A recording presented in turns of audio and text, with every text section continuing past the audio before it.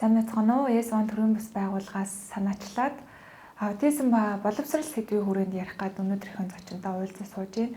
За тэгэхээр таныг би өмнө нь SBN телевизийн хөтлөгч байсан гэж сонссон. За одоогоор бол хөгжлийн бэрхшээлтэй хүүхдийн боловсролын чиглэлээр ажиллаж байгаа. Тэгэхээр энэ хоорондох шилжилт бас их сонирхолтой санагдаж байна. Яг нь миний хувьд яагаад энэ мэрэгжилдээ ингэж дуртай хайртай ингээд одоо өөрийнхөө сонирхлоос илүүтэйгээр илүү авч үзсэн бэ гэхээр манай ээж маань бас Орсын улбаны улсад дефектологч буюу одоо согзууч мэрэгчлэр төгсөж ирсэн хүн би яг миний мэрэгчлээ. Тэгээд ээжийнхээ мэрэгчлээ би нэгдүгээр төвлөж авсан. За мөн аавын маань аав буюу миний өвөө бас дефектологч, Монголын анхны дефектологчтой нэг Монгол улсад согд төгсөж ирсэн. Ийм хүн байд, балдарч иж хүн байдаг байсан. Тэгээд анхны одоо энэ Ярмагтад 63 дугаар сургуулийн байгууллагын секретарь ажиллаж ирсэн хүн байд. Тэгэхээр би ингээд өвөө маань бас энэ мэрэгчлийн, ээж маань энэ мэрэгчлийн учраас ямарчсан. Тэ одоо ийм одоо биел сонгохгүй бол одоо өөр хүн энийг сонгож одоо хийх нь жоохон хэцүү байдаг шүү дээ. Ер нь хүмүүс хөгжлийн бэрхшээлтэй хүүхдэд ажилладаг багш гэхээр энэ сүүлийн үед ч гэсэн одоо судлаад яваад хахад хараад хахад одоо яг энэ багш мэрэгчлийг ингээд бэлтгэдэг болоод 10 гаруй жил болчлоо мó бис эргэж сэргээгээд тэгэхэд 10 жилийн хугацаанд 100 гаруй хүүхдэл тийм энэ мэрэгчлийг эзэмшиж гэдэг маань энэ мэрэгчлийг сонирхож одоо судалж байгаа хүмүүс бага бод жоо хайгаад тий чадахгүй байх хэцүү мэрэгчл байна. Тийм учраас би ч гэсэн за энэ мэрэгчлэрэл би өөрөө ажиллах хэрэгтэй байна гэдэг утгаараа одоо ингээл салбарт орцлоо шүү дээ явж байна. Энгийн хүүхдтэй ажиллахад хүртэл одоо өдөр тутамдаа л багш хүмүүс олон янзын бэрхшээлтэй тулгардаг шүү дээ. Тэгж яхад нэмээд хөгжлийн бэрхшээлтэй хүүхэд гэхээр тэр хүүхдийн ялгаатай онцлог, ялгаатай хүлээж авч байгаа одоо байдал, ялгаатай хөгжилч гэдэг юм уу. Тэгэхээр хүмүүс их халшраад ах шиг байгаа. Одоо яг Монголд байгаа процесс дээр аутизм гэдэг оншийг сэтгцэн эрүүл мэндийн үндэсний төв дээр хамгийн эцсийн оншийг тавьж байгаа ганцхан байгууллага байгаа. Тэндээс онш тавиад чиглүүлж байгаа анхан шатны байгууллага нь өрхийн эмнэлэг байдаг. Тэн дээр бас 2-3 нөгөө нэг юу улсын хэмжээний хүүхэд хөгжлийн сэргээн засах төвүүдийг чиглүүлж ах шиг байгаа. За мэдээж онш авснаас эхлээд ээж аавуудын дунд маш олон эргэлзээтэй асуултууд төрж байна. Одоо жишээлбэл энэ хүүхдийн хувь заяа яах вэ? Энгийн хүүхдүүдтэй адилхан төвшин суралцаж чадах уу? Хаана цэцэрлэг сургуульд одоо боловсролын байгууллагад өгөх вэ гэдэг юм уу те. За тэгээд нөгөө чиглүүлж байгаа байгууллага дээр нь очлоо тэн дахиад боловсон хүчний асуудал яригддаг. За тэгэхээр ер нь тэгш хамруулах тогтолцоо гэдэг үг нь өөрөө яг цаана ямар агуулгыг агуулж байгаа вэ? За ямар гоё асуулт. Энэ тэгш хамрагтал тэгээд яриад байдаг те. За миний л одоо санаж байгаагаар бол одоо 2006-7 оны үеэс л ярьж эхэллээ. Тэгтээ яг манай улс яг эрх зүйн баримт бичиг бол батлаад 10 жилч болоогүй байна те. Яг тэгш хамрагтал гэдэг зүйл яг миний одоо судалж байгаагаар ойлгож байгаагаар бол дэлхийн нийтэд ерөөсөө 2 чухал эффект өгөх ёстой.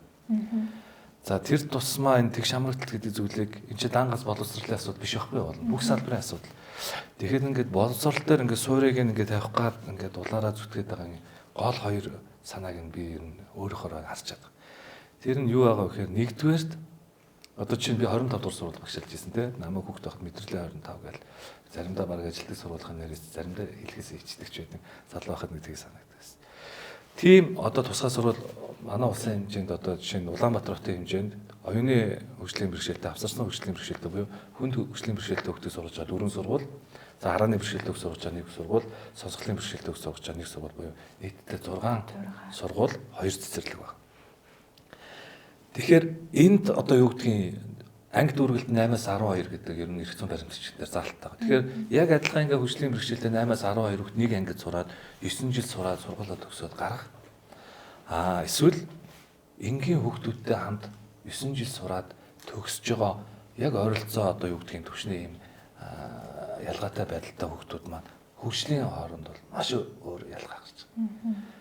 Тэр одоо юу гэдгийг одоо яг өөртөө адилхан сөрөг зан үйл гаргадаг, ойролцоог уйлдаг те ингээд тийм хүүхдүүд ингээ хамт байгаад байгаа дээр хөгжил жоохон бага харагдаж байна. Тэрнээс яг эрүүл хүүхдүүд нь сурж байгаа хөгжлийн бэрхшээлтэй хүүхд хэдийгээр тэр анги ингээд нэг челленжтэй тулж байгаа тий.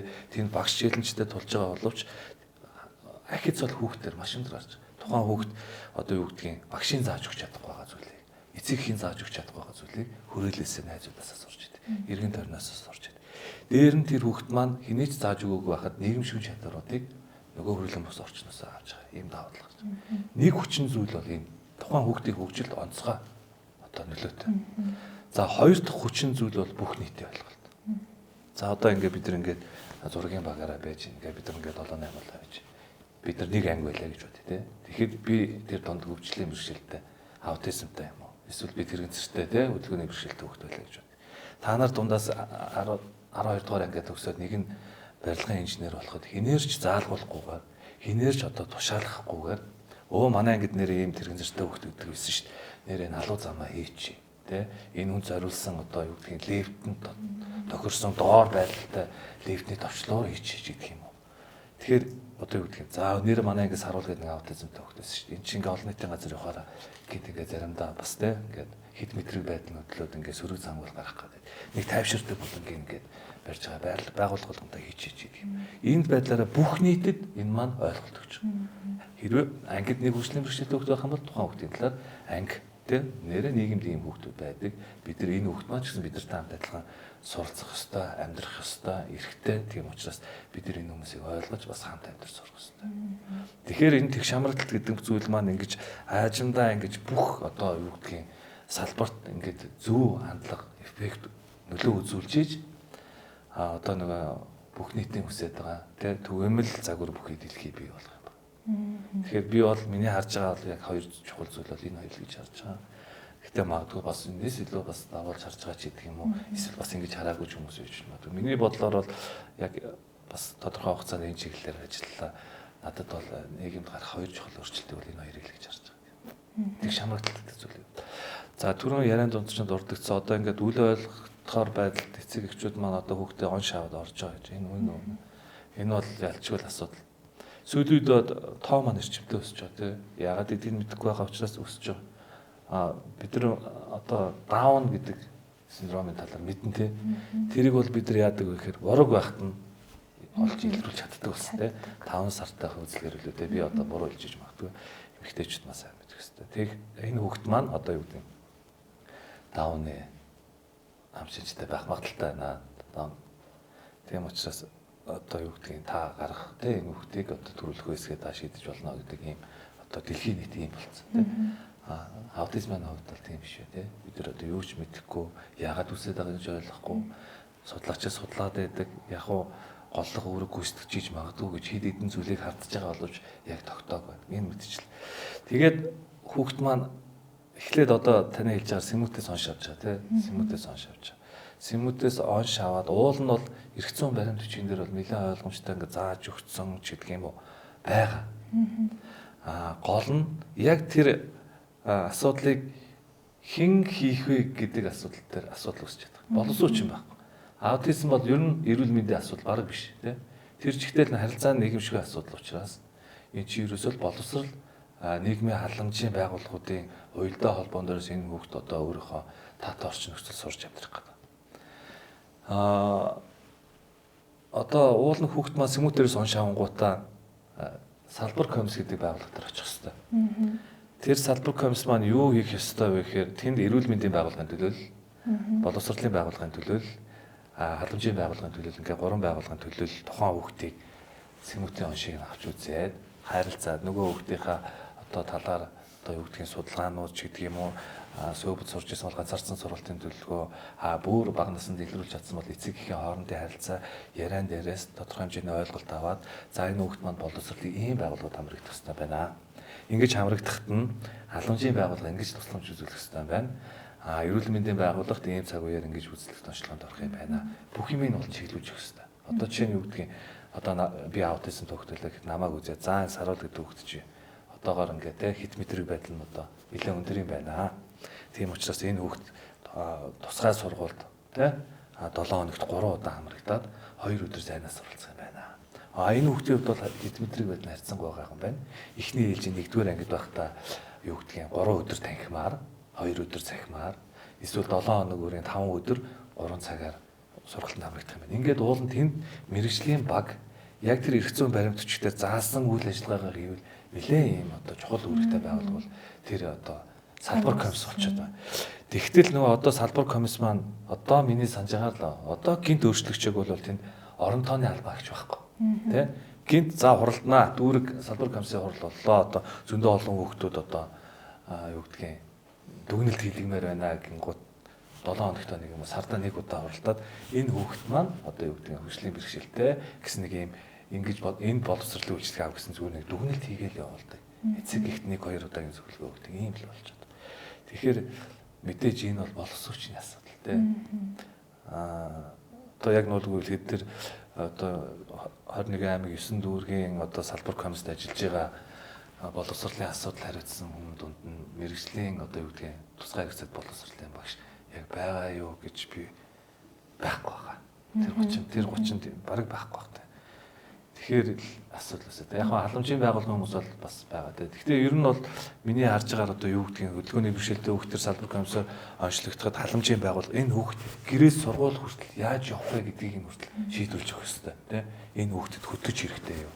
Эсвэл яг үнэхээр хөтлөж одоо юу гэдгийг автобус унаа хэрэгтэй. Тэр бүгдийг нь бол шийдэж өгөх хэрэгтэй юм хэрэгцээ зохицуулалттай байгууллага. Тэгээ нэг тэдний төгс сайн биш байна. Гэхдээ аажиндаа сайжрах байх, өөрчлөгдөх байх хүмүүсийн хандлага өөрчлөлт болж байна. Хий гэсэн хүмүүс өөрчлөгдөж байна. Ойлгож эхэлж байна. Тэгэхээр одоо ер нь өөрчлөгдөнө. Аутизмын тоо ирсний гэж байгаа тий. Одоо юу гэдэг гэрлийн урдаар гэж баг нэрээ юу гэдэг юм ийм оюуны одоо энэ харилцааны эмгэгийн хувьд одоо өсөж байгаа тоог ингээд хараад үзэх судлаач хүний хувьд ингээд харахад бол энэ бол гэрлийн урд гэж хэлж байна. 1900 онд 1000-д нэг гэсэн тохиолдол маань одоо 18 эрэгтэй хүүхдүүд бараг нэг зарим улсууд тий. Манай улс бол нэг аль бие усны тоо одоогоор гаргаж хэмжээг байгаа. Гэхдээ 2003 оны 11 сарын 27 оны Дэлхийн эрүүл мэндийн байгууллагын гаргасан тоогоор бол 101 гэсэн тоогоор яваад байгаа. Гэхдээ удахгүй энэ тоо маань шинжлэгдэнэ, өөрчлөгдөнө. Дээр нь хүлээн зөвшөөрөхгүй байгаа эцэг эхчүүд байгаа. Тэрийг бол та нар мэдж. Тэгэхээр эдгээр маань хүлээн зөвшөөрөгдөд ирэхээр энэ тоо хэд болох вэ? Одоо би зүгээр боловсролын байгууллагад ажиллаж байгаа хүмүүс ингээ харахад нэг ангид бол онцтой нэг байна. Онцлогтойг нэгээс хоёр байна. Тэгэхээр энэ тоо эрчимтэй маш эрчимтэй өсөж байгаа. Тийм учраас бид нар ерөөсөө л энэ хүүхдүүдэд яаж ажиллах вэ? Энэ хүүхдүүдийн онцлог юу юм? Ерөөсөө л энэ хүмүүстэй хамт мөр зэрэгцэн амьдрах ёстой юм. Ирээдүй бидрийг хүлээж байгаа. Хүн болгон аутизм гэж юу юм бэ? Аутизмтай хүн ямар онцлогтой байдаг юм бэ гэдгийг багч гэсэн ойлгох хэрэгтэй. Тэгэхээр та тийм маань ингээд зориод хийж байгаа энэ ажил маань гэсэн энэ маш чухал нөлөө үзүүлэх байх гэж бодож байгаа. Тэгээд би ч гэсэн одоо мэддэг чаддаг зүйлээ та бүхэн хаалцж байгаа юм. Тэгэхээр одоогоор бол иймэрхүү нөхцөл байдалтай байна. Яг боловсролын салбар бол дотроо бол нэлээд зүйл хийж байна. Тэ. Одоо яг нуулгүй хэлэхэд нийт багш нарын одоо за 80 түүнээс дээш орно оюутан байх хугацаанд хөгжлийн бэрхшээлтэй яаж хүүхдээ яаж ажиллах вэ гэдэг нэг ч одоо кредит сонсоогүй л төгсөж байгаа. Энэ маань юу хэлж байгаа вэ гэхээр нэг бодлоороо бас боловсруулж шүү дээ. Нөгөө багшийг бэлтгэж байгаа багш хангалттай биш шүү дээ. Юу гэдэг тэр маань магистр, докторын зэрэгтэй манай мэргэжлийн хүмүүс маань маш цөөхөн байна гэсэн. 10 жилийн өмнөөс Монгол Улсын боловсролын их сургуульд сурж байгаа бүх хүүхдүүд заавал судлах хичээл болох гэж орлого хийсэн. Гэхдээ нөгөө тэр олон багш нарт одоо оюутнуудад орох багшийн тоо нь хүрэлцээ. Тийм учраас саяхнаас сонгон судлах хичээл болгосон. Гэхдээ дийлэх багш болж байгаа залуучуудын маань хувьд бол юу гэдгийг би энэ хүүхдүүдэд ажиллахгүй ч гэдэг юм уу таарахгүй байх гэдэг үднээсээ одоо юу гэдгийг тусгай сургамж гэдэг юм уу тийм хичээлийг бол сонгохгүй бол анзаарагдаад байна. Яг бага ангийн багш нар бол яалтчгүй нэг кредит судлаад байгаа. Энэ маань ямар ч тодорхой хэмжээнд амьдрал дээр гарах нөлөө үзүүлж байгаа. Гэтэл бол бүгд судалмаар байна тийм. Би бол одоо дотороо тэгж бодож. Одоо нөгөө эрх зүйн баримт бичиг чинь 2008 9 онуудад батлагдаад нөгөө хүүхдүүд чинь шууд гэрийнхээ хажуудлын сургууль сурах эрх нь үсээд эхэлсэн. Улсын сургууль. Тий, улсын сургууль. Тэгээ хүссэн сургууль цэцэрлэгтээ тэр хүүхдүүд орж байгаа шүү дээ. Анх бол ирэхээр навдгүй тусгай сургууль гоё багш гэсэн байхгүй. Тэр эрх зүйн одоо тэг шамруулах журам батлагдахаас өмнө. Тэгэнгүүт одоо тэр хүүхдүүд чинь 5 6 дугаар анги 7 дугаар анги ингээд дунд ангид ороод ирж байгаа. Тэгэнгүүт яг бага ангидаа хөөрхөн явчихна. Аутизмтай хүүхдүүд бол эхэндээ дасгал хэцүү байдаг ч гэсэн тэр одоо юмыг хүлээж авах дасгах нь хэцүү шүү дээ. Таасан гэж. Тэгэхээр яг бага ангийн багш ингээд бүх хичээлээ багш өдөржингөө хамт байдаг учраас ингээд аажиндаа дасаад ингээд юу гэдгийг эдгээр одоо ангийн 2 дугаар хагасаас ингээд хүүхд өөрхөн болоо сууд сураад ангийнхантай хамтраад ингээд хичээл ном хийгээ яваад байдаг. Тэгтэл дунд ангид ороод ирэхээр хаягдчихваа кейсүүд маш их гарч. Тийм учраас манай салбарын энэ төрөнд одоо хийх ажил бол одоо дунд ахлах ангийн багш нараа судалдахуйн багш нараа чадчихуулах ажил. Миний бол энэ жилийн тэр чигийн төлөвлөгөө ерөөсөө л дунд ахлах ангийн багш нараа чадчихуулах мэдээлэлтэй болгох гэж зарж байна. Тэгэхээр манай боловсролын салбар бол иймэрхүү байна. Ер нь эрх зүйн баримтжуулах их сайн болсон. 2023 онд их удаан өөрчлөгдөөгүй шинжлэхтэйг байсан боловсролын тухай хууль маань өөрчлөгдөөд боловсролын ерөнхий хууль сургуулийн өмнөх ерөнхий боловсролын тухай хуулиудтай маань бол энэ тэгш хамрагталтын тухай маш олон одоо зүйл заалтууд орж ирсэн. Одоо бид хэрэгжүүлэх хийх боловсруучинтай олохлын юм асуудлууд. Гэхдээ одоо юу гэдгийг нэг чухал зүйл бол одоо би та хэдийн дараагийн ажил одоо юу гэдгийг миний энэ одоо тусгай хэрэгцээт боловсролын багш гэдгийг мэргэжлийг жоон сурчлаасаа гэж би таадаас байна. Тэгэхгүй бол энэ мэргэжлийг хүн сонгохгүй байгаа 1000 эрх зүйн баримт бичиг сайн байгаад сургууль болгон тусгай хэрэгцээт боловсролын багштай ингээд хуулийн дээр нь зааж өгöd байхад тэнд ажиллах хүн байхгүй л гэсэн. Одоо боловсролын зээлийн сан бол одоо энэ мэргэжлээр сурах гэж байгаа хүмүүсийн сургалтын төлбөрийг 100% чөлөөлж байна. Өнөөгөө сурах гэдэг хатал сурахгүй байгаа юм гээд байгаад шүү дээ. Тоо нэмэгдэхгүй байна. ОБС-ийн тэр тэгш хамруулах боловсролын техникийн одоо оюутнуудын тоо нэмэгдэхгүй байгаа. Энэ асуудал бол тийм энэ мэргэжлээс жоохон тийм зүйл. Үнэхээр гоё мэргэжил. Би бол багш нар мэргэжлүүд дундаас хамгийн онцгой гоё юм болов гэж боддог. Яагаад гэвэл одоо нэг ганцхан тогтсон арга зүгээр 20 жил багшлах бол уйтгартай шүү дээ. Энэ бол тий. Тэрийг нь одоо нэг удаа заахад 80% ойлгочдөг, хоёр дахь заахад бараг дийлэх нь ойлгочдөг. Энэ процесс бол яг багштаа бол ингээл хүүхдүүд заргаад саагах юм шиг санагддаг л байна. Миний хувьд бол нэг хүүхдээр нэг арга зүгээр заагаад нөгөө хүүхд маань сурахгүй дахиад өөр арга, дахиад өөр арга, 3 4 өөр арга ашиглаа. Нөгөө хүүхд маань сурахгүй агуулгаа буцаагаад багсгадаг тий. За миний агуулгаар арай чангатчихгээд агуулгаа багсгадаг. Энэ удаа ингэж олон нэг хүүхд дээр нэг багахан агуулгаа ойлгохын тулд ингэж олон арга зүй ашиглаж байгаа энэ процесс бол багш мэргэжилч ийм гоё илүү гэж бас хүн огшгоор ингэж сайхан мэдэрч надад төрүүлдэг. Тийм ч би бас энийг үзэж байгаа залуучууд одоо мэргэжил багш болох гэж байгаа залуучууд ахмад би бас тусгай хэрэгцээт боловсролын багш тий. Ийм мэргэжлийг сонгоорой. Гоё шүү. Их буянтай ажиллашуул гэж бас байлаа. Одоо манай гэр бүлийн аутизм гэдэг сэдвтэй холбогдоод үгүй одоо 4 жилийг ер нь өнгөрөөцөн байна. Энэ хоорондоо чамгүй олон бас туршлага судлаа явж байна. Гэхдээ хамгийн бүрхэг сэдв маань энэ аутизм ба боловсрол гэдэг сэдв байгаа даахгүй юу? Уг нь чадах чинээгээрээ судалж байгаа. Гэхдээ одоо яг нөгөө нийтийн ойлголт дээрээс нь таны хэлж байгаа шиг багш одоо боловсон хүчний асуудлаас үүдээд одоо энэ асуудал чинь ерөөсөө аутизмтай дангаа аутизмтай хүүхдэд нөлөөлөд байгаа асуудал биш болоод байгаа юм билээ. Цаана нь ингээ олон гэр бүлийн сэтгэл зүйн эрүүл мэндч гэдэг юм уу те цаашаа тэр нөгөө нэг аутизмтай хүүхдэд ажиллаж байгаа бусад хүмүүст хүртэл ингээд нөгөө нэг нөлөөлж байгаа байхгүй. Тэрийг би яагаад бодсон гэхээр хүүхдийнхээ оншийг авсан сонсголонд байгаа хөгжлийн бэрхшээлтэй хүүхдийн цэргийн засах төв рүү бид бүгдийг чиглүүлсэн очоод очор дараалалаараа хэвтээд 3 хоноод гарсан бүтээн хэвтээгүй шалтгаан гэсэн чинь нэгдүгээр тэнд боловсон хүчний асуудал байсан маш том шинэ барилга үнэхээр гоё барилга илэгдэл хорогдолд ороогүй те гэтэл тэр барилгын 50% нь л тухайн үед одоо хүчин чадлаараа ажиллаж байгаа. Яагаад тэгэхээр хитрхи олон хүүхд авахаар нөгөө боловсон хүчний асуудал яригадаад байдаг гэд. За тэгээд явц дундаа ер нь за гэртээ буцаага гарсан зүгээр юм байна гэдэг 3 хоноод гарч ирсэн байхгүй юу. Дараа нь болохоор цэцэрлэг дээр бидэд Сэмүтээс өгсөн чиглүүлгэн цэцэрлэгийнхэн багштай маш сайн тулж ажиллаарай гэд. За цэцэрлэгийнхэн багш дээр очиод манай хүүхдэд нэг ийм онш авчлаа багшаа та ер нь ажигласан зүйл байгаа юу гэд асуусан чинь манай цэцэрлэгийн багш бид нар яг уг нь бол харьцангуй аутизмын талаар сургалтуудад ойр ойрхон хамрагддаг байгаа хамрагдаа явж байгаа. Гэхдээ яг танаа хүүхдийг бол бид нар ерөөсөө тэгж ажиглаагүй байна гэд. За тэнд бас 2 дугаар тэр багш илүү мэдлэг мэдээлэлтэй байвал ахаад миний хүүгээс гадна өөр аутизмтай хүүхэд байхыг үгүйсэхгүй байгаа хгүй. Гэхдээ манай багш бол азар их сайн хүн нь их сайн хүн. Тийм учраас хүүг маань бол одоо цэцэрлэгийнхээ үеийг харьцангуй хайрын дунд ингээд өнгөрөөж байгаа хгүй. Одоо дараагийн манай гэр бүлийн асуудал бол сургуульд орлоо, сургуульд явах вэ гэдэг. За ингээд судалгаа хийгээд яваад утсан чинь тэгш хамруулах тогтолцоогоороо улсын сургуульд бол бид нар ингээд нөгөө татгалзах хэрэггүйгээр манай хүүхдийг авчих юм байна. Тэгтээ дахиад нөгөө нэг таны сайн ярьснаар багаангийн багш маань ойлголт мэдлэг мэдээлэл хэрэг аваа. Дээрээс нь тэгш хамруулах тогтолцоогоор бид нар оруулсан чинь тэр ангийн хүүхдүүдийн ээж аав одоо манай хүүхдийг яаж хүлээж авах вэ гэдэг хоёр одоо том асуудал байна.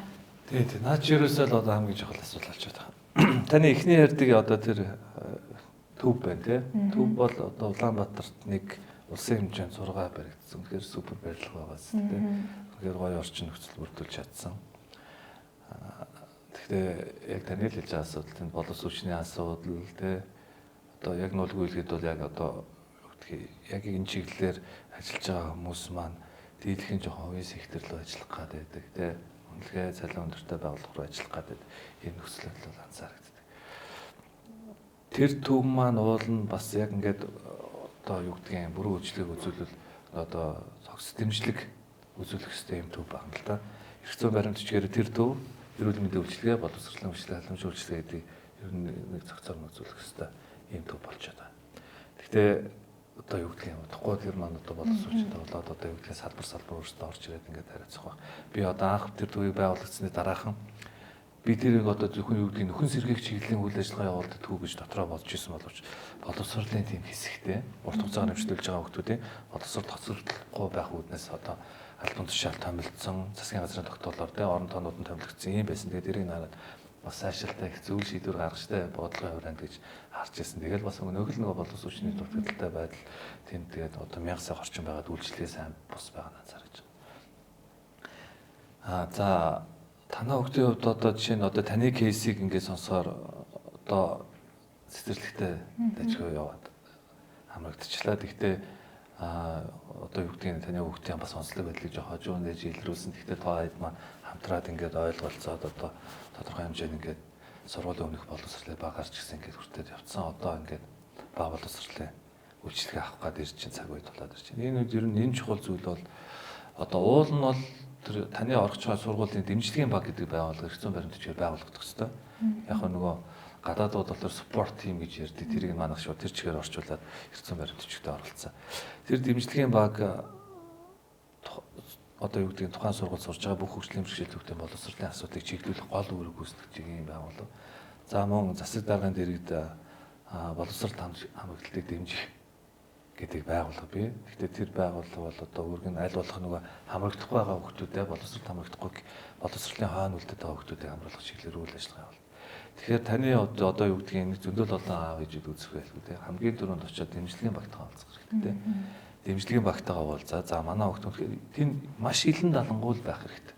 Ерөөсөө л эцэг их сургууль багш гисэн гурвалсан холбоо ойлголцохгүй бол аль нэг тал нь жоохон буруу эгоч гэдэг юм уу те.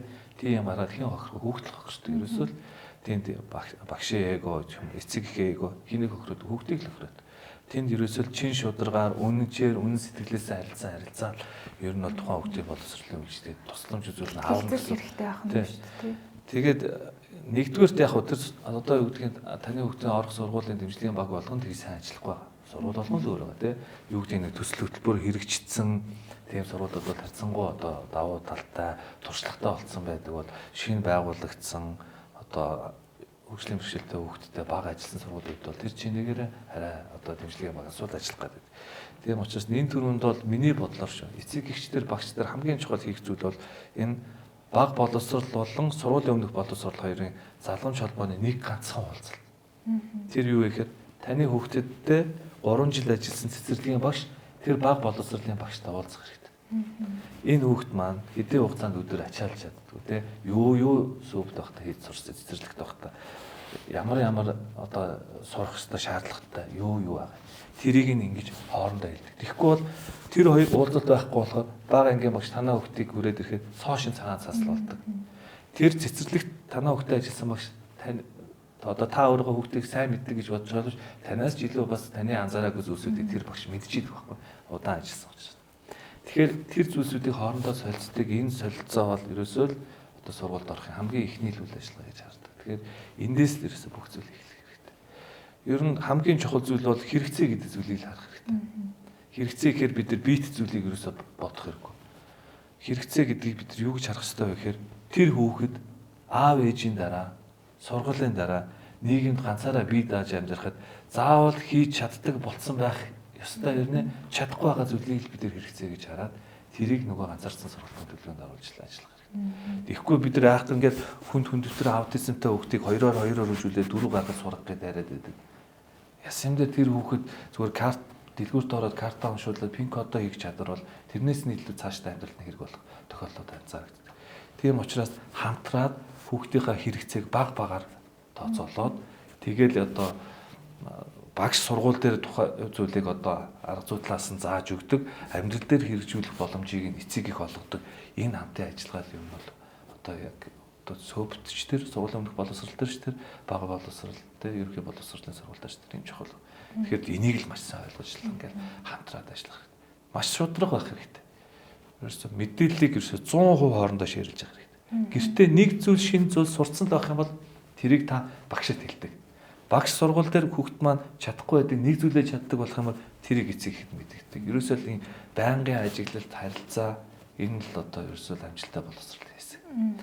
Ер нь бол аутизм гэдэг чинь өөрөө одоо нейро хөгжлийн асуудал шүү дээ. Тэ? Одоо энгийн хүн бол одоо ингээд нэг юмыг хүлээж аваад эргцүүлээд хариу үйлдэл үзүүлдэг те. Яг тэр үйлдэл нь өөр байхыг л одоо нейро гэж юу нь хөгжлийн асуудал гэж ярьж байгаа. Тэгэхээр энэ бол аутизм бол яг тэр чигтээ 100% нейро хөгжлийн асуудал. Нэг хаахтар тэгж ангайхтай холбогдох юм байхгүй. Ангайхтай яаж холбогдох вэ гэхээр ангайхтай холбогдох магадлал нь за үнэхээр нөгөө хүүхдэд нойр сайн хэрэгтэй, зөв хоолт хэрэгтэй. Тэрийг бол одоо үнэхээр ангайхын салбар чиглүүлж болно. Ер нь бол бусад бүх асуудал бол одоо халамжийн асуудал, боловсролын асуудал төр л ярив. Тийм учраас ер нь бол боловсрол үзэмжчих тэр хугацаанд маш сайн анхаарах хэрэгтэй. Ерөөсөө одоо ялангуяа бага боловсролтой би энэ одоо юу гэдгийг айхтар том болоог байгаа. Хүний команднаас айхтар зөрөөгүй байгаа буюу энэ цэцэрлэгт байхад нь бага ангид байхад нь л тухайн хүүхдийг ерөөсөө л одоо сөрөг зангуулуудыг одоо гаргуулахгүй байхад маш анхаарах. Ер нь аутизмтай хүүхд ингээд масс тэр чигтээ ойлгодог байхгүй. Одоо ялангуяа манай сургуулийн маш энэ чи ингээ өөлөөд байна, орилоод байна, хажууд хүүхдээ аваад. Хүүхдээ таньж мэдгүй байгаа л асуудал шүү дээ. Тэр чинь одоо юу гэдгийг магадгүй одоо бидний үнэрлэх мэдрэмжээс хэдэн мянга дахин илүү үнэрлэж иж магадгүй. Бидний сонсох хэмжээнээс илүү мянга дахин илүү сонсоод мэдрээд иж магадгүй. Тийм учраас юунд хит мэдрэг байгааг нь олоод тэрийг нь жоохон бууруулчих юм ийчих юм бол сөрөг зангуул гарахаа болоод эхэлнэ тийм. Тэдний дараа чинь нөгөө боловсролтой хэрэгцээнд тулгуурсан боловсролтой үйлчлэг явж байгаа. Тэгэхээр нэгдүгээрт одоо таньж мэдэх процесст бол яг нь олгуулгээд эцэгхийн оролцоо чухал. Тэ хүүхд мад гэрт ингээд байдаг шүү. Энэ жоохон хит мэдрэг байгаад байдаг. Ийм шүү. Тэ харилцан тэ магадгүй дийлэх аутизмууд нь бас оранж удаан өнгөд хит мэдрээд байх тал анзаарагдаад байдаг. Тэ тэрийг нь хүртэл одоо та тань тийм анзаарчихсан бол эцэг ихний хэлбэж байдаг. Энэ харилцаа маш чухал. Эцэг эхчүүд хүүхдүүдээ яг бүрэн дүрэн мэдтгүү гэдэг тэрийг тантай 100% санал нийлэх гэдэг юм. Манай гэр бүлийн хувьд бас тэгжсэн сургалтанд явуулах гад 2-3 асуулга за энийг бөглөөд ирээрэй гэдэг болохгүй юу. За тэгсэн чи талаас за талд нь ер нь хариулсан баг талаас илүүг нь цэцэрлэгийн багшаас асууж байна. Багшаа ингэдгүү тэгдгүү гэ за нөгөө багш маань ингэнэ тэгнэ гэж хариулж шүү. Тэгээ тэр тэндээс юу гэж дүгнэх гэдэг нь гэхээр ямар ч сургалтын байгууллагт явуулж байгаа вэ? Эцэг эхийн хоорондын нөгөө ихтгэлцэл маш чухал юм байна. Тэр багшид хүүхдэд даатгаад өгж байгаа бол одоо тэр багшийн зааварчилгаагаар байх те бас дээрээс нь нөгөө их хүлээлт тавихгүй байх. Одоо зарим нэг ээж аваадын гаргадаг алдаа нь за нэг боловсролын байгууллагт цэцэрлэгт ч юм уу бага сургуульд өгөөд сарын дараа багшаа хизээ ярьдаг болох уу? Багшаа хизээ үсгээд ажиллах уу? Багшаа хизээ гэд ингэж идэг гинэ. Тэгэхээр аутизм ч өөрөө бүр тасралтгүй ингээд нөгөө байнгын сайжруулах богино хугацаанд үр дүн гардаг яг хүүхдээс хамаарна. Гэхдээ дийлэнх нь маш удаан хугацааны процесс болдог шүү дээ. Тэгэхээр энэ чинь өөрөө ахаал хүүхдийнхээ нөгөө онцлогийг таньж мэдэх. Наад чи ерөөсөө хамгийн чухал асуудал л да. Одоо таньж мэдэх асуудал дээр нэг хүлээн зөвшөөрөх асуудал хоёр. Ер нь бол одоо яг эцэг эхчүүдийн хувьд бол нэлээд толгойж байгаа асуудал. Ер нь бол тэгэл дийлэх эцэг эхчүүд ерөөсөө нэгдүгээр ангид өгөөл те. Яг л таны өсдөг ерөөсөө. Яагаад манай хөлт ингээ өөршгөө санддаг баг та. Би сургуульд ороод ингээ бичиж сурж исэн, хөрдөө зэжилж исэн. Яагаад манай хөлт хийх байгаа? Чадахгүй байгаа. Тэр процесс яагаад эцэг их багшаас нэгж байгаа вэ гэхээр тэр эцэг их өөрөө хүүхдтэйг ажиллаж үзээгүй л гэсэн үг. Тэ? Хүүхдтэй ганцхан ширхэг юм зааж өгөх гэж орлого хийж байгаа гэсэн үг байхгүй. Тэр хүн чи өөрөө оролдож үзээд за хүүхэд маань ямар ч нэг тодорхой хэмжээний те хөгжлийн өөр юм байна шүү гэдгийг одоо ойлгоцсон эцэг их бол багшаас шууд гэж нэхгүй гэсэн. Тэгэхээр эн чинь ерөөсөө бид нар хүүхдүүдийг одоо юу гэдэг сургалтын байгууллагт 100% даатгачаал орой л нэг жоохон тэрвэрлдэж ирэхлээр амарч байгаа. Ерөөсөө хүүхдийн талаар сайн ойлголт мэдээлэх байгаа гэл нэг асуудал. Дээр нь хүлээн зөвшөөрөх асуудал. Хизээ хүлээн зөвшөөрн тэр үеэс л хөгжил эхэлнэ ер нь. Тэ миний одоо туршлагаас харахад. Одоо юу гэдэг яг монголчууд бид нар ер нь масаараа нэг юм би ер нь эго онортой болсон тэ би гэсэн юм. Яагаад гэхээр одоо юу гэдэг хэдэн мянган жил ингээд бор толгоогоо борлуулад хар хамаа даагаад амьдраас урсан малчин ард юм шүү дээ бид нар ч нүүдэлч суурин амьдрал хийжээд одоо юу гэж байна 100 гаруй жил болж байгаа юм уу тэ. Тэгэхээр чинь бидний цуснд тэ хуваа хичээх амиа хичээх зүйл байгаа. Надад ч байгаа таньдж байгаа. Энэ бол инээж нуух юм байхгүй мэт. Тийм учраас энэ маань зарим тохиолдолд нөгөө эцэг эхчүүдэд маань яахлаараа надаас хөгжлийн бэрхшээлтэй хөх төрчдөг үлээ. Тэ миний хөхт ирүүл байх хэрэгтэй ч гэдэг юм уу. Нэг тийм одоо байдлаасаа болоод хүүхдийн бэрхшээлийг хүлээн зөвшөөрөхгүй маш удаан явах юм тохиолдол гардаг. Тэгэхээр хүлээн зөвшөөрөхгүй байгаагаас үүдэх маш олон сөрөг тал байна. Нэгдүгээр одоо юу гэдэг хүүхд салбар комиссийн дүгнэлтгүй бол тэр хүүхдтэр боловсролын сургалтын байгууллагад нөгөө ганцаарсан сургалтын төлөвлөгөө буюу нөгөө хүүхдэд тохирсон одоо агуулгаар хичээл заах боломжгүй болно. Бусад хүүхдийн л адил юмаа заагаад явна гэсэн үг шүү дээ. Тэгэхээр хүүхд маань яг хоцрогдно. Хамгийн арын ширээнд суун. Тэгээд зүгээр хичээлийн цагаар нэг цаасан дээр юм зурдаг хүүхд болж хуурдаг. Яг хүүхд хүлээн зөвшөөрөөд одоо юу гэдгийг салбар комиссийн дүгнэлттэй байх юм бол хүүхдээ багш маань дэвжлэгийн багаараа харилцаж үзээд за энэ хүүхдэд маань эхний ээлжинд одоо юу гэдэг өөртөө өөрчлөх юм уу нийгэм шин чадваруудаас аль хэрэгтэйг нь за яа. За эхний ээлжинд юу гэдгийг нийгэм шин чадвар дээр хүнтэй одоо юу гэдгийг сөрөг зан үйл гарахгүй хаа дээр 80 хоёрдугаарт нь одоо юу гэдгийг гутлаа үдэж сурах. Цахилгааны татвар сурах. Ингээд маш энгийн жижиг зүйлээс ингээд эхлээд ажиллаад явах юм бол ингээд бага их хязгаардаг. Ер нь бол аутизм чинь одоо ингээд масс нэг буруу ойлголттой байна. Аутизм ингээд айгүй гоц моц ч гэдэг юм уу те ухаантай ч гэдэг юм уу. Тийм нэг ойлголт байгаад байдаг. Энэ бол ер нь бол маш өрөөсгөл буруу ойлголт. Тэ. Яг хоо Аспергийн хам шинж гэдэг тийм тусдаа эмгэг байсан. Тэр эмгэг болохоор хүнтэй харилцаанд орч чаддгүй. Нийгэмшигэн чадвар султаа ирнэ. Оюун ухааны хувьд бол ер нь хэрвэл одоо түрүүний миний хэлдэг те одоо юм тохиолдох хүлээж аваад боловсруулаад эргээд хариу үзүүлэхтэй хэвэн гэсэн. Тэрийг маань аутизмын хүрээний одоо хөнгөн хэлбэртэй ингээд одоо сая сүүлийн жилүүд ингээд холбогдчихлоо. Зарим тохиолдолд одоо юу гэдгийг хөнгөн хэлбэрийн одоо харилцаанд орох чадвартай аутизмтай хүүхдүүдийн маань нэг зүйлийг ингэж их туйширч их нэг зүйлийг хийсэн шинэ юмд дасах чадвар сул учраас нэг хуучин нэг сонирхсан хийсэн юм аа ингэж онцгой л нөгөө тогтмол хийсээр байгаа. Тэрийг одоо маш сайн хийж гүйцэтгэдэг юм тохиолдол байна. Одоо хуучныг ярьдаг байсан шүү дээ. Одоо энэ бидний энэ хэрэгжилж байгаа Microsoft гэдэг үйлдвэрлэлийн систем хийдэг одоо дэлхийн хамгийн том Bill Gates гэж ярьдаг те. Тэр хүний одоо асар том тэр компьютерийн одоо систем хангамж, програм хангамжийн байгууллагад одоо маш олон тооны Asperger хам шинж хөнгөн хэлбэрийн аутизмод ажиллаж исэн гэж ярьдаг. Тэгэхээр энэ маань юутай холбоотой вэ гэхээр тэр хүмүүс одоо юу гэдгийг одоо ингээд жишээ та бүхэн ярилцсаж гэсэн би алсуураа бас нэг юм боддог те. За нэрээ нөгөө хэд маань юу гэж яаж байгаа ч гэдэг юм ингээд хүний тарих ингээд өдрийн турш мөнхөд ажиллаж идэг учраас одоо ингээд ядардаг. За аутизмын хүний хувьд бол нэг имийг л бодсон бол өөр юм боддгоо. Зөвхөн тэр зүйл 100% анхаарал төвлөрдөг.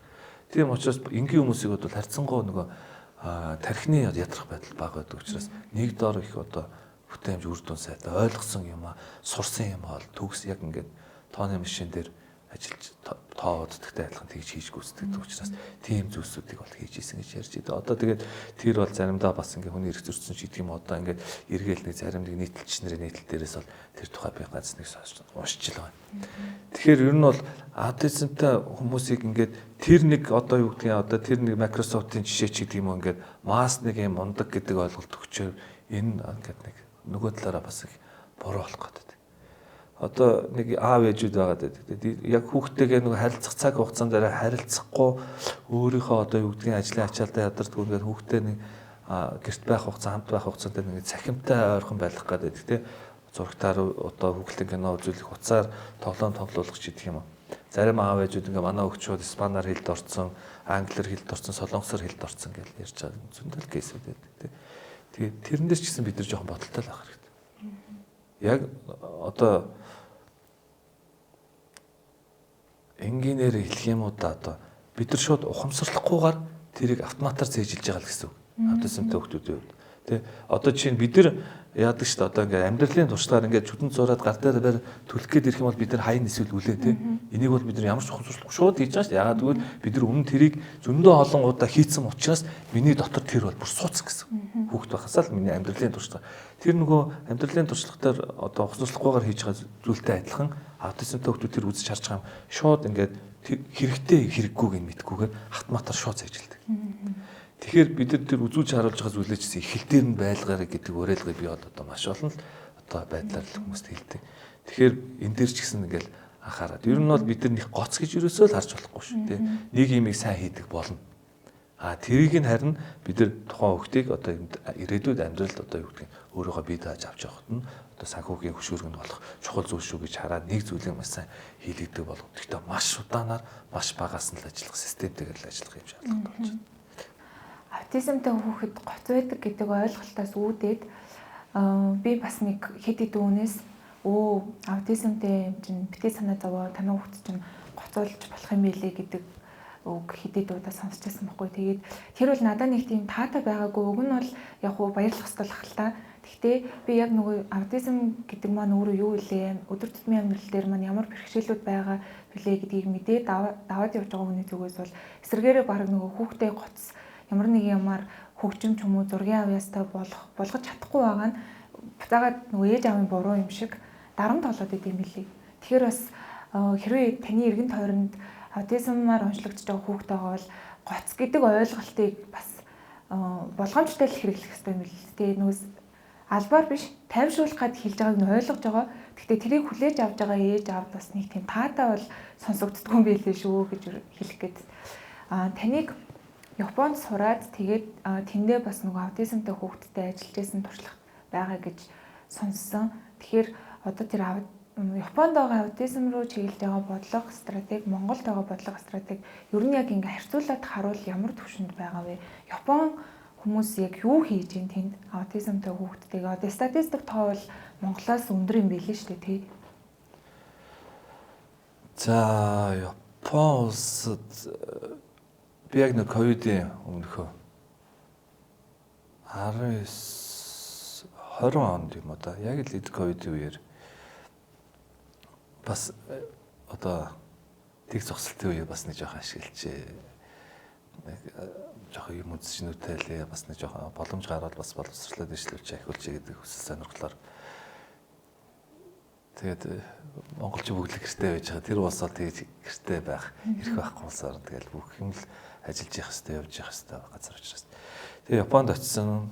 Тэнд очиод нэг одоо бас нэг хилээ сайжруулад үргэлжлүүлээд бас яг мэрэгжлийн чиглэлээр бас нэг мэрэгжлийн зэрэг ахиулчих гэсэн хүсэл сонирхолтой ирмэлцэлтэйгээр Японд очисон. Тэгээд хэлний сургууль сурж байхдаа бас тэнд байдаг одоо тийм төвүүдийн талаар уншиж мэдэж бас зарим нэг багш нар мэйл өчээд те би мэрэгжлийн багш юм гэж хамтарч ажиллах боломж вэ ингээд боломж нөхцөл бий юу гэж хэлсэн. Ер нь бол гэхдээ яг сургалтын байгууллагуудын хувьд бол ялангуяа нөгөө хөгжлийн бэрхшээлтэй хүүхдүүдийн маань хувьд одоо энгийн үнийгэд бол жоохон давталаасуул байдаг учраас тэр хүүхдүүдээр одоо биечлэн уулзах одоо тийм боломж нөхцлүүд бол жоохон хаалттай тийм л үе байсан. Тэгээ яг хөө би тэндээсээ ирсний дараа тэр одоо бас Японы бас мэрэгчлэн багш нартай маш удаан хугацаанд хамтарч ажилласан. Одоо Монгол улсад одоо JICA гэдэг Японы олон улсын байгууллагаас старт 1-2 гэдэг төсөл хэрэгжүүлсэн. За нэг төслийн хүрээнд бол би багш байх хуваар ажилласан бол хоёр дахь дээр нь бол мэрэгчлэлтний хуваар бас хамтарч ажиллаж бас олон үйл ажиллагаануудад хамтарч тэднээс бас тодорхой хэмжээнд өөрийнхөө мэдлэгийг хуваалцаж тэднээс бас зөндөө их юм суралцаж ингэж ажилласан. За дээр нь бас энэ KCCP гэдэг энэ JICA-гийн олон улсын байгууллагаас явдаг Knowledge Co-creation Program гэдэг байдгийг. Тэр нь бол мэдлэг хамтран одоо бүтээхийн одоо хамтын ажиллагаа гэх юм уу та. Тэгээд нэг 15 улсын яг миний мэрэгжлийн хүмүүс уулзаад тэгээд ингээд бүгдээрээ улс орондоо хөгжлийн бэрхшээлтэй хүүхдэд боловсролтыг шамруулах чиглэлээр ямар үйл ажиллагаа хийх үү гэдэг нэг экшн план хийгээд тэгээ бүгдээрээ биеийнхээ экшн планууд дээр зөвлөн туслаад ингээ хамтраад тэгээ бүгдээрээ гэр бүлөө буцдаг. Бараг нэг воркшоп шиг юм биш үү? Тийм, ер нь бол тэр чигтэл ер нь воркшоп. Тэгээд нэлээд урт хугацаанд үргэлжилдэг. 30 хоног боллоо да тэр чинь. Тэгээд бид нар нэг тэр хугацаанд бас хамтраад бас тэр үеэр бас Японы одоо яг энэ ялгаатай хэрэгцээтэй хүүхдэд боловсролын үйлчлэгээ үзүүлж байгаа бүх одоо чухал гол гэсэн том гэсэн байгууллагуудаар орж танилцж хараад явсан. Яг хоо тэндээс би юуг ойлгосон бэ гэхээр нэг чухал зүйлийг ойлгосон. Монгол улс ямар ч бэлтгэл хангаагүй байхдаа тэг шамруулдаг болчихжээ л гэж ойлгосон. Одоо Япон улсын хөгжлийн бэрхшээлтэй хүүхдүүдийн нэг 9.78% нь тэг шамрагдаж байгаа. Үлдсэн бүх хүүхдүүд нь одоо яг мэргэжлийн байгууллага буюу одоо бидний хэл цансны тусгай сургуулиудаас орж байгаа. Яагаад гэвэл тэр байгууллага бас тэр улс орн чинь бас гарах эрсдлээс урьдчилан хамгаалж байна тий. Тэгэхээр одоо жоохон хөнгөн хэлбэрийн чиг тийм оюун ухааны хувьд ирвэл тэрэгцэртэй тийм хүүхдүүд бол тэг шамрагдаж байна. Яг аутизм тийм хүнд хэлбэрийн оюуны бэрхшээлтэй хүүхдүүд бол яг нуулгүйлэхэд тусгаарсан хэвээрэл. Манай одоо юу гэдгийг хөгжлийн бэрхшээлтэй хүний эрхийн тухай конвенц гэж конвенц олон улсын конвенц. Манай улс 70 онд нэгдэж орлоо, 7.8 онд нэгдэж орсон. Тэр конвенцийг жил бол 4 жилдээ илүү нэг удаа очиж хамгаалдаг байхгүй улс орнууд. Тэгсэн чи сая манайхыг хамгаалах үеэр би бас тэр одоо юу гэдгийг одоо хамгаалах гээд явсан хүмүүстэй мэдээлэл бэлтгэж өгсөн багт нь ажиллаж ирсэн. Тэгээд нөө тайланд нь гэсэн үг шүү дээ. Тэгээд улс орноос 2 тайлан авдаг байхгүй. Нэг нь болохоор одоо засгийн газар хийсэн үйл ажиллагааны тайлан. Нөгөөх нь болохоор төрийн бус байгууллагуудын засгийн газрынхаа хийж чадахгүй бүтээхгүй байгаа зүйлд нь буюу нэг шүүмжилсэн сүүдрийн тайлан. Ингээ 2 тайлан явдаг. Тэгээд одоо юу гэдгийг одоо нөгөө конвенц Женевт бол нөгөө томчууд нь бүгдээрээ 2 тайлан уншиж үзээд дүгнэлт хийгээд тухайн улс оронд заавар зөвлөгөө өгдөг. Тэгсэн чинь тэр конвенцийн өрөө нэгээд хариулт өгт манай зөвлөмж өгөхдөө танаа улс одоо бол тусгай сургуультай хийгээд байсан байна гэж. Тэгээд тэрний дараа манай хууль батлагдсан байж болно гэдэг залттай болсон. Тэрнээс шил тусгай сургууль гэдэг нэр томьёо одоо боловсролын ерөнхий багц хуулиас бол хасагдсан гэсэн. Ийм нөхцөл байдал байна. Тэгсээр нь Япон улсад бол байж лээ. Тэгвэл Япон улсад одоо инклюзив сургууль чийдэг юм уу тийм бас янз бүрийн нэр томьёо ашиглаад ингээд үйл ажиллагаа явуулж байна. Гэхдээ яг би дотроо боддгийг манай улс оюуны бэрхшээлтэй хүүхдийг сургаад 60 жил болсон. Тэ? Одоо анхны одоо оюуны бэрхшээлтэй хүүхдийг сургаж эхэлсэн 25 дахь сургууль энэ жил 60 жилийн хойд тэмдэглэв. Тэгэхээр бид нар бол яг ингээд туршлагын хувьд бол нэг айхтар тэдрээс дутаад байхгүй. Тэ? Хөгжлийн хувьд бол ойролцоо. Зүгээр бид нар юу дутж байгаа вэ гэхээр манай улсын санхүүгийн чадамж тэдрээс ингээд сул бидрийг харагдуулдаг. Тэ? Тэр бол үнэхээр хүссэн хэрэглэгдэхүүнээ хийж чинь. Хүссэн орчин нөхцөлөө бүрдүүлчих чинь тэр улсууд бол манай улс болж чадахгүй тийм. Одоо юу гэсэн үг тэр одоо 60 жил болж байгаа сургуулийн байрлал одоо муутцсан байрлал. Шинэ байрлал барьж чадахгүй л хэмжээтэй байж. Тэгэхээр тэнд нь одоо хүн хэлбэрийн хөгжлийн бэрхшээлтэй 310 хүүхд суралцж байгаа. Ялгаагүй бүх сургуулиуд л тийм. Яг хаа бас төрийн зарим байгууллагуудаас бас дэмжлэг үзүүлээд 2 сургууль маань их гоё болж байгаа. Тэгтэл одоо нөхцөл байдал тийм л байна. Энэ маань зүгээр л бодит үнэтэй бид нар үнэхээр л улсынхаа тэрнээс чи одоо юу гэдгийг боловсролын салбар хийж чадахгүй байх гэдэг тийм асуудал биш байхгүй. Чинь цаад ерөөсөө гол асуудал нь тухайн улсын өөрийн чадамж ер нь юмыг яаж үнэлэгдэхэд их чухал нөлөө үзүүлнэ. Тэрнээс одоо юу гэдгийг очиод тэр мэргэжлийн мундаг багш нараас нь ингээд сонсоход бол бидний хийтгэл зүйлийг ярьж байгаа юм. Хийтгэл яг л адилхан зүйл гэж. Харин ажиллаж байгаа орчин хэрэгжиж байгаа хэрэглэгдэхүүнүүд нь бол тэнгэр газар шиг юм ялгаатай л ийм нөхцөл байдал харагдав. Тэгэхээр одоо би бол одоо юу гэдэг нэг айхтар одоо манайх бол одоо сурган талдаа бол нэг тэтрээс нэг айхтар дутаад байх юм байна. Яг одоо үнэхээр мэргэжлийн мундаг багш нар маань бол одоо байна.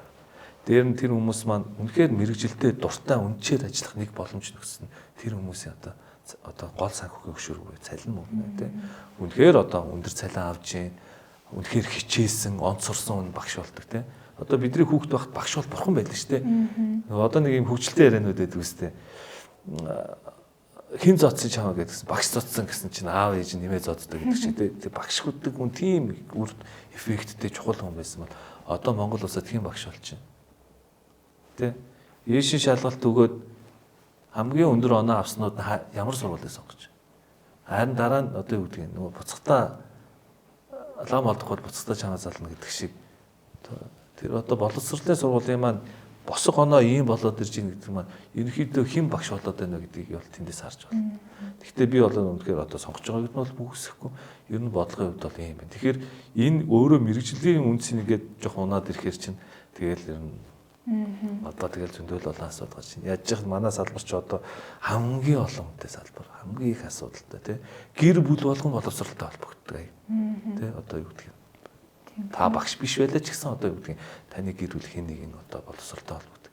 Энэ Монголын ер нь хамгийн том салбар. Тийм учраас ер нь бол дээгүүрээ одоо бас бодлого шийдвэрийн хувьд анхаарад ер нь бол одоо багшийн үнэлэмжийг нэмэгдүүлэх тийм асуудал бол яригдана. Нөгөө аутизмтай хүүхдтэй одоо сайн дураараа үүсгэн байгуулагдсан группүүд байгаад байгаа байхгүй юу?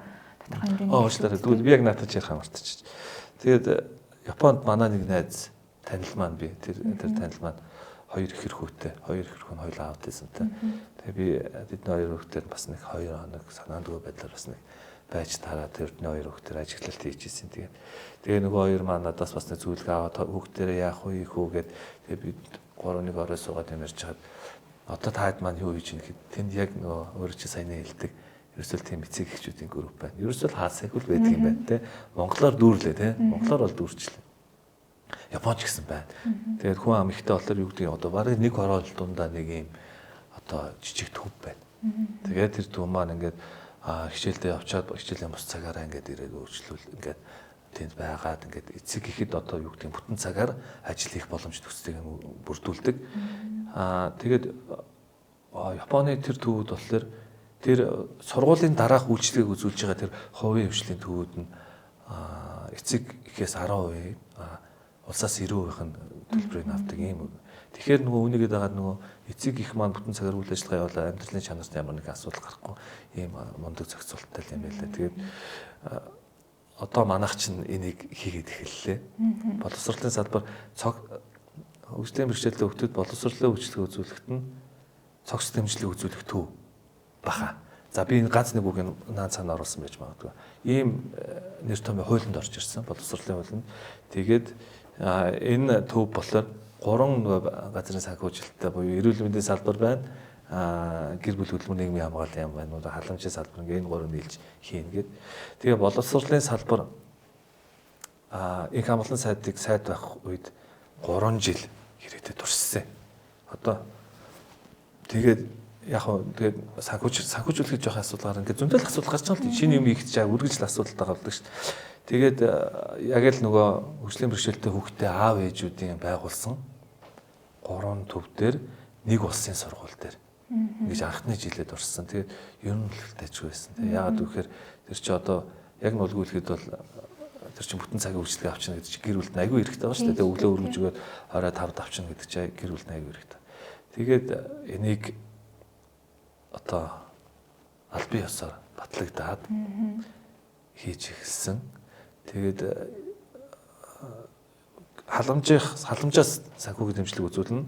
Боловсролын байгууллага нь болохоор нөгөө хувьсах зардал гэж байдаг тийм боловсролын салбарын санхүүжилт хувьсах зардал гэдэг зүйл дээр тогтдог. Тэр зүйлийг нь өгдөг.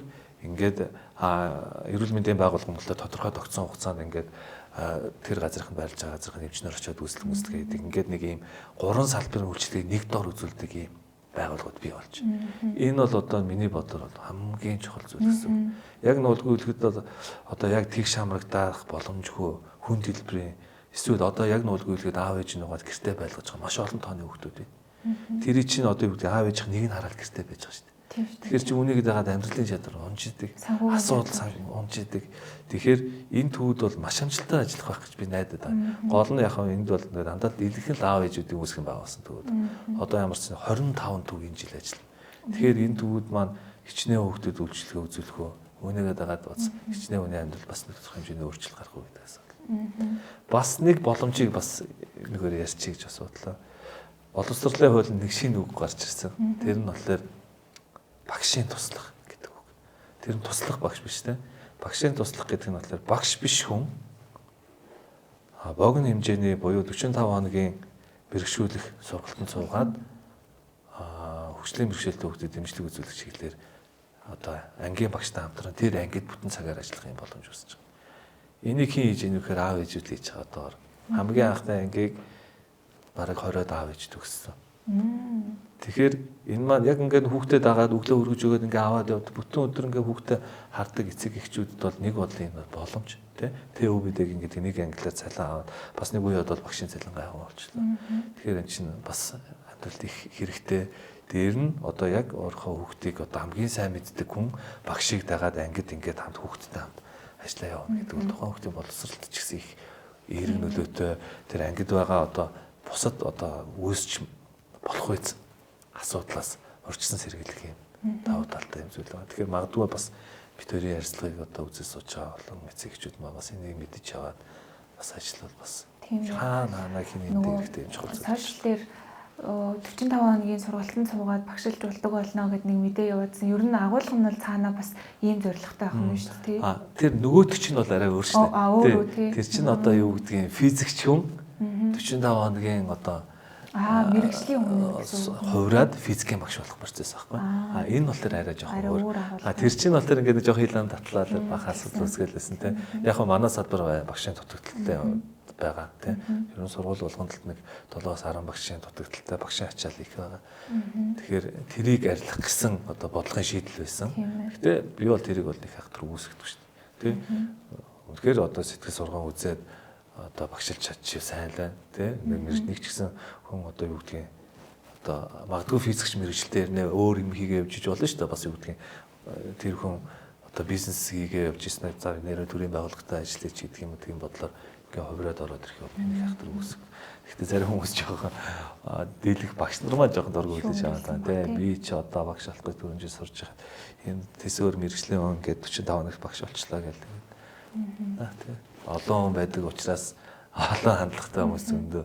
Гэхдээ ер нь тэгэл масыг л харна гэхээс бол тэр одоо сөрөг талыг бол харах жоохон хэцүү л байдаг. Одоо яг хөө ингээд нөгөө аутизмтай хүүхдтэй гэдэг шошгоо бол манай гэр бүлээс ер нь салахгүй бах. Тэгээд нөгөө түрүүний ярьсан олон янзын группүүд дээр нэг ойлголт яваад байгаа нь юу гэхээр одоо гадаадд амьдарч байгаа зөндөө олон монголчууд байгаа. Тэр хүмүүс дотор бас аутизмтай хүүхдтэй гэр бүлүүд байна. Тэгэнгүүт жишээлбэл Японд бид нарыг ингэж дэмжиж гин, Америкт ингэж гин, Австралид ингэж байна гэл ингээл нөгөө туршлагуудаа хуваалцдаг. Тэгээд тэр дотор бичиж байгаа комментийн дийлэнх нь ерөнхийдөө боловсролын байгууллагын хийгээд байгаа үйл ажиллагааны талаар мэдлэг ойлголт муутайгаасаа болоод ихэнхдээ дандаа шүүмжилж байгаа харагдаад байгаа байхгүй юу? Одоо яагаад ингэж гой юм хийгээд байгаа улсаас суралцаад нэг дөнгөр юм хийждэг юм болч гэдэг юм л тий. Эсвэл одоо арай жоохон санхүүгийн боломжтой хүмүүс нь тэр таатай орчинтой улс руу амьдрах ёстой ч юм шиг нэг тиймэрхүү өрөөсгөл ойлголтууд байгаа. Тэгэхээр өнөөдөр ингэж танаас мэдээлэл авч байгаагаар би ер нь бол айгүй тийм гоё өөдрөг болчлоо гэх юм уу. За ямар ч гэсэн хүмүүс бол сургуульд ороод бага ангийн багш нарын энэ хүүхдэд ажиллах ойлголтууд бол нэг үе бодоход сайжирсан юм байна.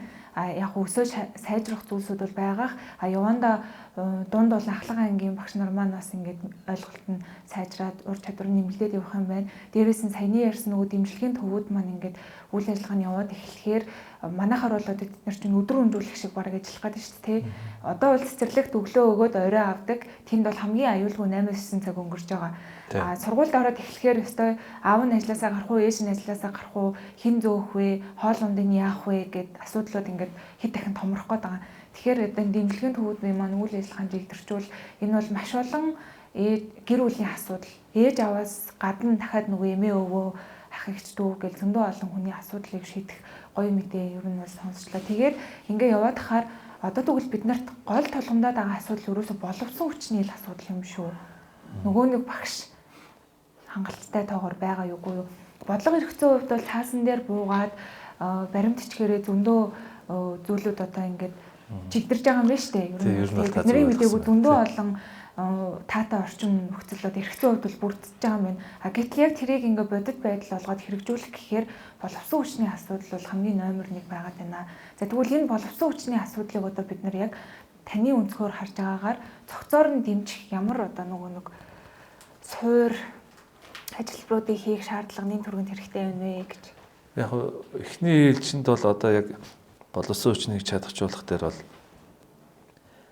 би түрүү хэлсэн те яг миний мэрэгжлийг хүмүүс сонгохгүй байгаа учраас зүгээр хамгийн энгийн гаргалгаа бол үнэхээр одоо тэр багш бэлтгэж байгаа сургууль болгон маш үр дүнтэй нэг 2-оос 3 гэрдээ судалдаг болмаар.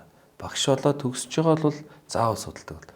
Тэхийн тулд одоо юу гэдэг нь тэр багшаар сурж байгаа тэр олон мянган мобис сурж байгаа оюутнууд, тэр хувийн сургуулиуд сурж байгаа оюутнуудад багшд хичээл заах багш бэлтгэх асуудал. Ядаж энэ нь арай цөөн шүү дээ, тий. Энэ нэг ядаж энийгээ нэмэгдүүлчих юм бол одоо арай л одоо илүү үр дүн үзүүл боломжтой гэх юм уу?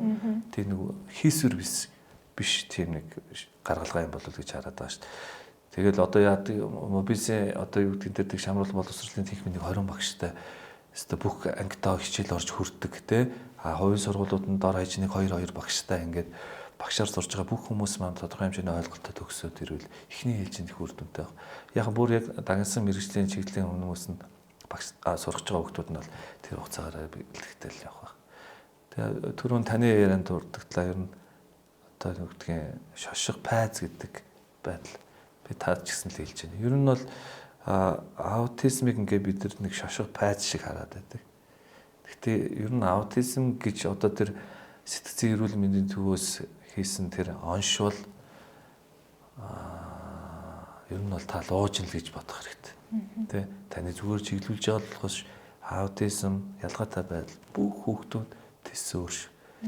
Тэгэхээр нэг айхтар тэрийг нэг өндөр хүлээж авах хэрэгтэй. Ер нь манай боловсролын салбар бол тэр ICD-гийн нэр томьёонууд хэрэглэх ёсгүй байхгүй. International Classification of Disease буюу олон улсын өвчний ангилал байхгүй юу? Энэ одоо F80, F70, F80 гэж одоо та нарын дээр юунууд дээр бага онш байгаа шүү дээ, тийм. Энэ бол манай салбарт огт хамаагүй зүйл юм байна. Боловсролын салбарт бол. Яг нь эрүүл мэндийн салбарт тэгээд одоо бичсэн ч гэсэн бид нар боловсролын салбар юу гэж ярих хэрэгтэй вэ гэхээр энэ хүүхд энийг хийж чадчих, энийг хийж чадахгүй л гэж ярина. Тэрнээс шууд энэ хүүхд аутизмтэй, энэ хүүхд аутаа гэж бид нар ярих хэрэгтэй. Ягаад гэвэл бид нар чинь боловсролын байгууллага, сургалтын байгууллага юм учраас тэрийг бол эрүүл мэндийн байгууллага нь хэрэглэх баг. Тийм учраас одоо юу гэдгийг таачсан багштай ирнэ сургуульд ороод харьцсан ч гэсэн ялангуяа хүүхдийн хажууд бол тэр нэр томьёог огт хэрэглэх хэрэггүй. Тийм багштай бол үнэхээр ярихдаа за аутизмтэй гэж ярьж байгаа ч гэсэн багш бол одоо юу ялангуяа одоо энийг үзэж байгаа багш нар бол хүүхдүүд донд бол энэ хүүхд аутизмтэй гэж ярьж болохгүй. Тийм энэ хүүхд маань энийг хийж чадаад энийг чадахгүй байгаа. Энийг чадахад нь би ингэж дэмжлэг үзүүлнэ. Хин маань энийг хийж чадахгүй учраас ангийн найзаа та нар ингэж туслаарай ч гэдэг юм. Ийм харилцаа ээжэж одоо бүх нийт ч гэсэн их хэрэг зөв ойлголттой болох хэрэгтэй. За тэгээд олон хүчин зүйл байна да. Гэхдээ ер нь та бүхэн ярьцлаас бол ер нь боловсруучийг чухал гэдэг гаргалгаа гарч ирж байна. Энэ бол үнэхээр чухал. Үнэхээр сургууль болгонд ядаж нэг тусгай хэрэгцээд боловсролын багш байдаг бол ямар илүү үр дүн гарах бол өгөөж өгөх бол гэдэгтэй. Би бол одоо баг хэлж зөөрлөж байна тий.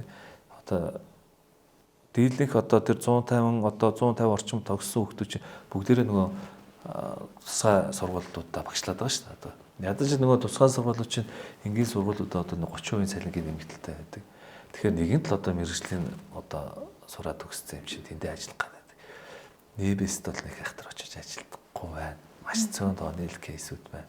Тэгээ улсын хэмжээнд ч одоо тэр олон багш нараас 150 гэдэг чи өөрөө их хангалттай тоолтой. Тэгээд би түрүүн ч гэсэн бас ярианд дандаа дурдлаа. Тэгээ гоё мэрэгжил шүү. Сонгоорой залуучуудаа.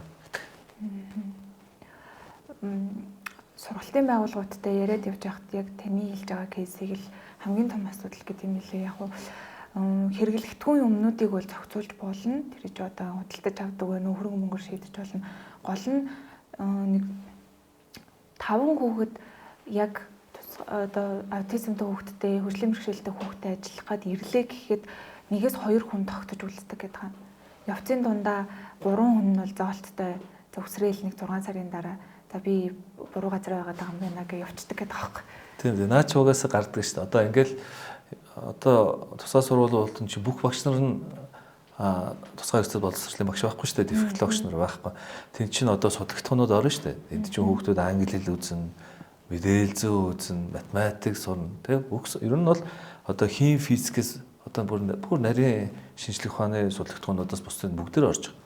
Тэгэхээр зарим багш нар чинь тэдэрч очиод дөнгөж төгссөн багш нар ер нь би зүгээр нэг зүйл анзаарсан зүйл заяа. Өмнө эрүүл хүүхдүүдэд ажиллаж исэн багш нар тэнд очиж ажиллаж чаддаг. очоод 7 хоноод юу хаана ирч вэ би юу гэдэг юм бэ гэл. Тэр айгаал яваад.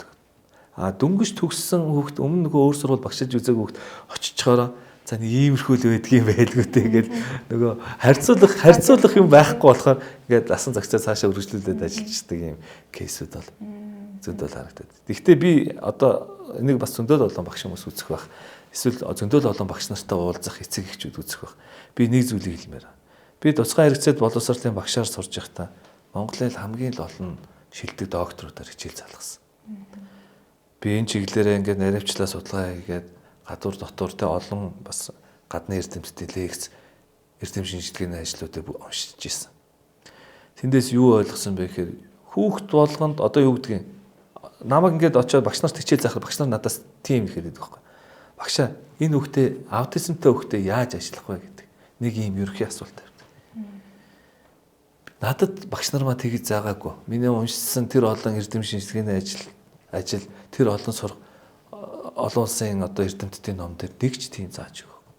Тэнд юу байдаг вэ гэхээр хүүхдээ ажигэл, тэмдгэл, хүүхдийнхээ онцлогийг ол дараа нь та өөр арга зүйнүүд дурш. Ерөөсөө л энийг л заад. Ялангуяа аутизм дээр. Тэгэхээр юу гэдэг юм нэг хүнээс бэлэн хоол нэх биш те. Багш та өөрөө тэр хүүхдийг ингээд ухаад тэр хүүхдийгээ судлаад тэр хүүхдийнхээ тухай өдрө болгон тэмдэглэл хийгээ явах юм бол та тэндээс маш олон шин зүйлийг өөрөө хөгжинэ. Тэр явцад багш хүн өөрөө айгүй хөгжиж идэг байхгүй. Тэр чинь багшаа хөгжил маш ихээр хөгжиж. Тэр нь өөрийнх нь ажил үр дүнтэй болоод тэр хүүхд хөгжөөд эхэлнэ. Нэг ер нь оюуны бэрхшээлтэй хүүхдтэй нэг аутизмтай хүүхдийг нэг 5 дугаар анги төгсгдсөн багш бол дараа нэг эрүүл хүүхдүүд нэг хүүхд нэг хуучны хэллэгээр шүү дээ. 3 сураад FC одооны хэллэгээр C үнэлгээ аваад F аваад их юм бол тэрийн үнэлгээг ахиулахад бол амархан болно. Өмнө тэр чинь бүхэлдээ оюуны бэрхшээлтэй хүүхд боловсролын үйлчилгээ үзүүлээд өөрөө судлаад өөрөө их ахиулсан хүнд бол тэр илүү амархан болж эхэлдэг. Тэгэхээр энэ ажлын процесс өөрөө ингээд жоохон тэр шаах гэдэг байхгүй. Нөгөө талаас нь харах юм бол тэр чинь айгүй гоё. Хөгжил явж боломж явж байдаг. Өөрчлөгдөх боломж, мэрэгжилдээ дурлах илүү мэрэгчлэн сонирхолтой санагдах ийм үр өгөөж цаана явж лээдэг. Тэгэхээр хувь хүний л асуудал, хөгжлийн асуудал бас яригдэнтэй. Бас яг мэрэгчлээ үнэхээр сонгоё гэж сонгосон хүн үү те мэрэгчлээ хандж байгаа хандлагаас бас олон шалтгаалтай. Ер нь бол хаагаад юмд сайн тал муу тал гэж байдаг гэдэг шиг тэгээ гэрэл байгаа газар сүдэр байгаа гэдэг шиг тэгэл энэ олон хүмүүст чинь бас үнэхээр сэтгэл гараа ажиллах багш ч байна. Тэр шагаа зүхтах хүмүүс ч байна те. Одоо тэгэл энэ төвийн одоо мундаг сургуулиуд маань бас ингээл бэрхшээлтэй хүмүүс аваад асуудалтай ороод эхэлж байгаа кейсүүд зарагдчихлаа. Одоо л нөгөөдүүл чинь юу илээ багшаа та нэг ирээд манад нэг хичээл заагаад өгөөч та нэг зөвлөгөө өгөөд өгөөч гэж анх ингээд ирээчээгээд өрөөд байхад огт ирдэггүй байсан хүмүүс чинь яг ингээд өөрөө нүүр тулаад ирэхээр л одоо шийдлээ гаргалгаагаа хайж эхэлж байгаа кейсүүд байна. Тэгээд удахгүй угаасаа л энэ тоо нэмэгдэхээрээ нэмэгдэнэ. Яг одоо нөгөө одоо өнгөрсөн жилүүдийн одоо тооцоол дээрээс ирээдүйг бас нэг тооцоолдог нэг шинжилгээ ухаан байна шүү дээ. Яг тэрэн дээр бол аутизмтай дэлхий олно гэдэг байгаа байхгүй. Одоо ерөөсөө харилцаа байхгүй бол нөхөн өрчгөө байхгүй. Тэгэхээр энэ аутизм чинь одоо ингээд харилцааны эмгэг учраас нөхөн өрчгөө багасна. За дээр нь ингээд төрөлт маань ихсэх учраас аутизмын төрөлт ихсэх учраас магадгүй ямар ч том дайнаас илүүтэйгээр хүн амд одоо хастаа нөлөө үзүүлэх үгүй одоо эмгэг тий бас нэг бодлоор аюул гэж хараад байгаа байхгүй тий. Тэгэхээр угаасаа л одоо л бид нар л мөр зэрэгцэж амьдрах, харилцах, ойлгох юмд л эхнээсээ л бэлтгэж ойлгож суралцахгүй бол одоо ялангуяа багш нар бол хамгийн түрүүнд энэ мэдээллийг ойлгосон хүмүүс байх хэрэгтэй. Тэгэд мэдээж одоо яг аутизмтай яг тань шиг ингээд ээжүүдийн гэр бүлүүдийн манлал бас их чухал үүрэг үүсдэг. Багшаад их зөвөр ойлгуулдаг. Одоо хамгийн том асуудлууд одоо хаана гарч ийн гэхээр нөгөө аутизмтай хүүхдийн асуудал биш болчлоо. Ер нь хаач газар тийм заяа. Хөгжлийн бэрхшээлтэй хүүхд бол бэрхшээл биш. Тойроод хөгжлийн бэрхшээлийн тухай ойлголтгүй багш өөрөө бэрхшээл. Тэр хүүхдийн сурах орчин бүрдүүлээгүй сургууль өөрөө бэрхшээл. Тэр хүүхдийн тухай ойлголтгүй хүрээлэн боо орчин тэр өөрөө бэрхшээл байхгүй. Бид нар ингэж л ойлгохгүй бол бэрхшээл ихэд тэр хүүхдийг бэрхшээлгээл харж байгаа юм бол бид нарт ерөөсөө зөв гарц гаргах олдохгүй. Бэрхшээл нь би өөрөө юм байна гэж ойлгох юм бол тэр үед харин бүх юм өөрчлөгдөх. Би энэ хүүхдийн тухай ойлгохгүй байгаа чи би өөрөө бэрхшээл юм байна. Өөрийнхөө ойлголтыг сайжруулаад тий. Юу гэдгийг нэг дэлгүүрийн худалдагч ч гэсэн энэ тэрэгцэртэй хүн манайх руу ороод ирэх боломжгүй байгаа юм чинь энэ тэрэгцэртэй хүн өөрөө бэрхшээл биш. Манай дэлгүүр өөрөө бэрхшээл юм байна гэдэг. Тэгж хараад эхлэх юм бол ер нь бүх юм өөрчлөгдөнө. Ер нь бол энэ бол хамгийн зөв болон үнцгэл гэж би боддог шин. Гэтэ одоо юу аажимдаа ер нь их өөрчлөгдөх байхаа. Хандлага бол нэлээд өөр. Залуучууд ялангуяа өсвөр насны хүүхдүүдийн хувьд бол их хандлага өөрчлөгдсөн байна. Тэгэд одоо хамгийн асуудалтай манай үеийнхэн л байна. Аав ээжүүд. Тэ? Одоо шууд л нөгөө яагаад манай хүүхдтэй ийм хүүхд хамт сураад байгаа юм. Энэ хүүхд чинь ингээ орилоод манай хүүхд сурахгүй байна. Ерөөсөө тий, ерөөсөө дан одоо тэгээд тэд нар чинь бас их гоё үг хэрэглээд байгаа. Тэ нэг хүүхдийн эрх ашгаар ингээд олон хүүхдүүдийн эрх ашиг зөрчигдөд байна ч гэдэг юм. Энд чинь ингээд нэг талтаа ингээд амар том тийм ялгуурлан гадуурхалт хувийн хичээл. Гэхдээ яг нуулгүй хэлэхэд биднээс хойш бол энэ хүүхдүүдийн доторх энэ хувийн хичээлд бол дуусах баг. Тэ яагаад гэвэл эдгээр чинь бас ингээд масс тунд амьдраад сурцсан учраас бид нар бол үнэхээр дийлэх одоо ингээд яг бүр ангиараа бүх эцэг эхчүүд гараа үсэг зурцсан тийм кейсийг би харж байгаа. Ямар амар хүйтэн сэтгэлтэй юм бэ таана. Бид нар ангийнхны хурал дээр очиод хэлсдэг гэсэн чинь ингээл бүр хүлээж авахгүй. Одоо бол тэр юу кейс нь над дээр буцаад ирсэн өргөдөл болоод ирсэн байж л.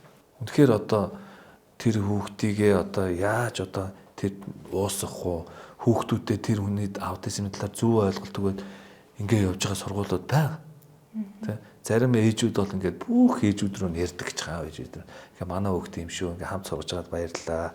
Ингээд уучлаарай. Ингээ манай хүүхдийг танаа хүүхдийг дэмждэг гэж багш нь ингээд манай хүүхдийг одоо танаа хүүхд ингээд кэр хийдэг гинэ сургуулийн орчинд танд баярлалаа гэд. Энэ одоо яг нуулгүй хэлэхэд аль тал их л зөөлөн байх шаардлагатай болдог. Хүүхдтэй эцэг их өөрөө эмзэг. Ажиллаж байгаа багш маань үрд ажлын ачаалаасаа шалтгаалаад эмзэг.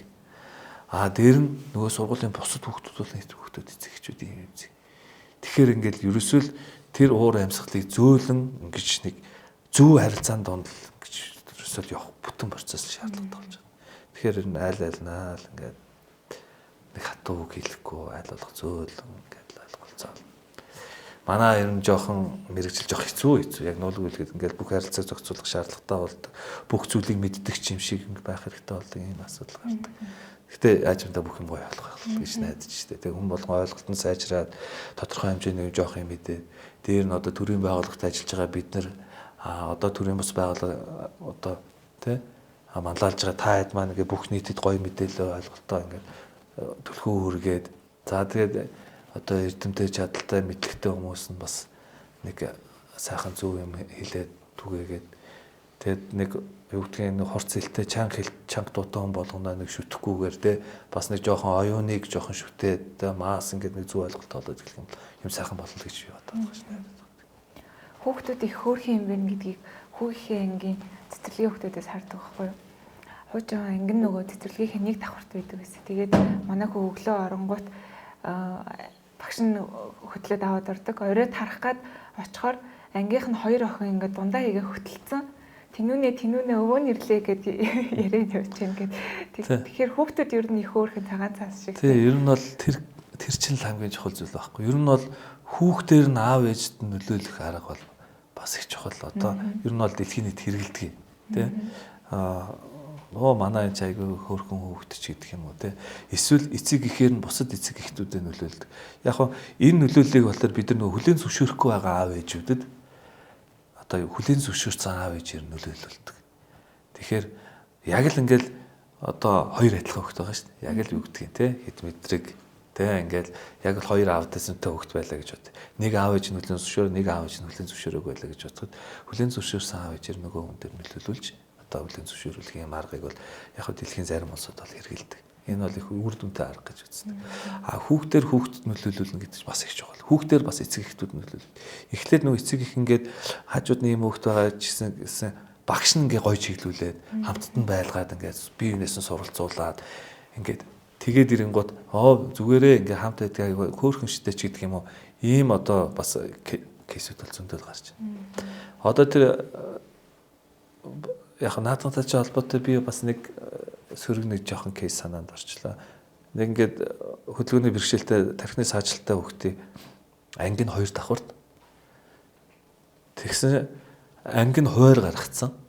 Тэгээд тэр нэг 6 дугаар ангийн хүүхдүүд чинь тэр зэрэгтэйгээ хөөрхөн хүнд шүү дээ, тий. Тэгэхэд ингээд 4 хүүхд өглөө нөгөө ангийнхаа хүүхдийг тосч аваад өргөө дэшээ 2 давхарт ангид нь оруулдаг. Тэр ангийнхан бол тэгэл тэр хүүхдээ бас ингээд хайрлал айгүй тэргээ дуртай хийдэг гэж байгаа. Гэхдээ надад тэр ингээд мэрэгжлийн үнийн хувьд бол айгүй санагдаж байгаа. Хүшээ захирлаа.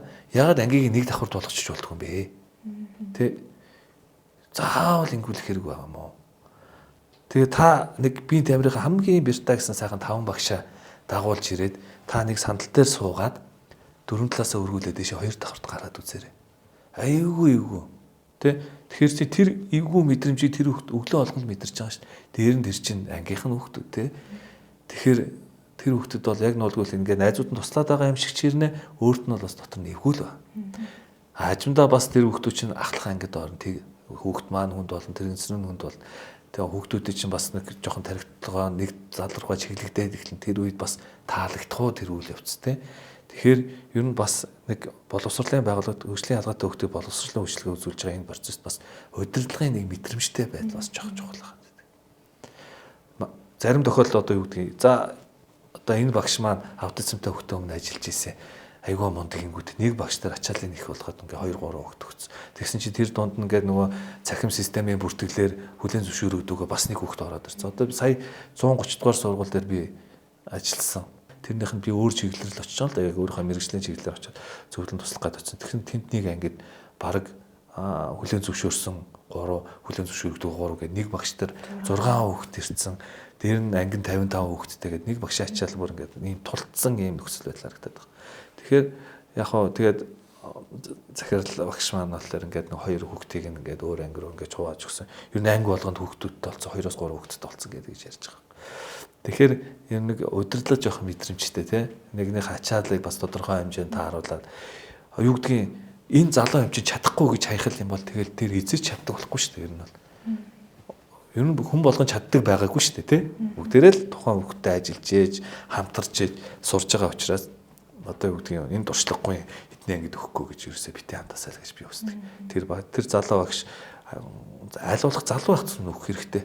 Эрт сурах хэрэгтэй, эрт бэрхшээлийн талаар таньж мэдсэн болцсон байх хэрэгтэй гэж би бас хараад байдаг. Тэгэхээр тэрэн дээр ч гэсэн бас эцэг эхчүүд маань тийм байх хэрэгтэй. Энэ багш маань туршлагатай юм чи энэ багшаа ингэж өгчий гэдэг ингээд тэгээ Монгол улс чинь танилтал их эффекттэй шүү дээ тий. Тэгээ нөгөө захирлын гуйгаа менежерийн гойс зүтгүүлсээр хагаад нэг багшаа ачаалыг их болгох шүү дээ юм тал байна. Эцэг эхчүүдийг бас битээ юм игээрээ тий. Яадгийн дөнгөж төгсөөд ирсэн залуу багш ангиж гэсэн үг. Тэнд айгүй хөрхөнч ажил болно шүү дээ, тийм учраас энийг бас бодоосоо л гэж би бас хүсэж байдаг. Өөртөөгөө адилхан одоо юм асуудалтай явж байгаа ээж аваад нэг л юм хэлмэр санагдаад байдаг нь одоо тэр багшид хүүхдээ даатгаж байгаа бол итэг гэж тийм ер нь итгэлцэл харилцаанаас харилцаа үүсдэг шүү дээ. Нөгөө багшид жоохон л сөрөг сэтгэл үлдээх юм бол гол нь нөгөө бас хүүхэд дунд байгаа тий. Тэгэхээр үнэхэрийн одоо тэр хүнд ингээ хүүхдээ өгж байгаа бол итгээд гол нь өөртөө бас нээлттэй харилцаад болон болохгүйгаа ширээн дээрээ дэлгэд тавьж агаад тэг хоёр талаасаа л хоёр биендээ итгээрэй л гэж хэлбэр санагдаад байгаа юм. Тий. Ер нь бол харилцаа гэдэг чинь бүх юм шүү дээ. Зөвхөн манай салбарч их. Одоо ер нь боловсролын хэрэг байна гэж би заримдаа бодоод байдаг шүү дээ. Одоо тэгэж урт хугацаанд ингэж суурж цаг мөнгө өрөх хэрэг байна. Нэг имийг одоо зорж судлаа сурах гэж байгаа бол эхлээд ерөөсөө тухайн хүүхдийг хүнтэй зөв харилцдаг хүн болгох хэрэгтэй.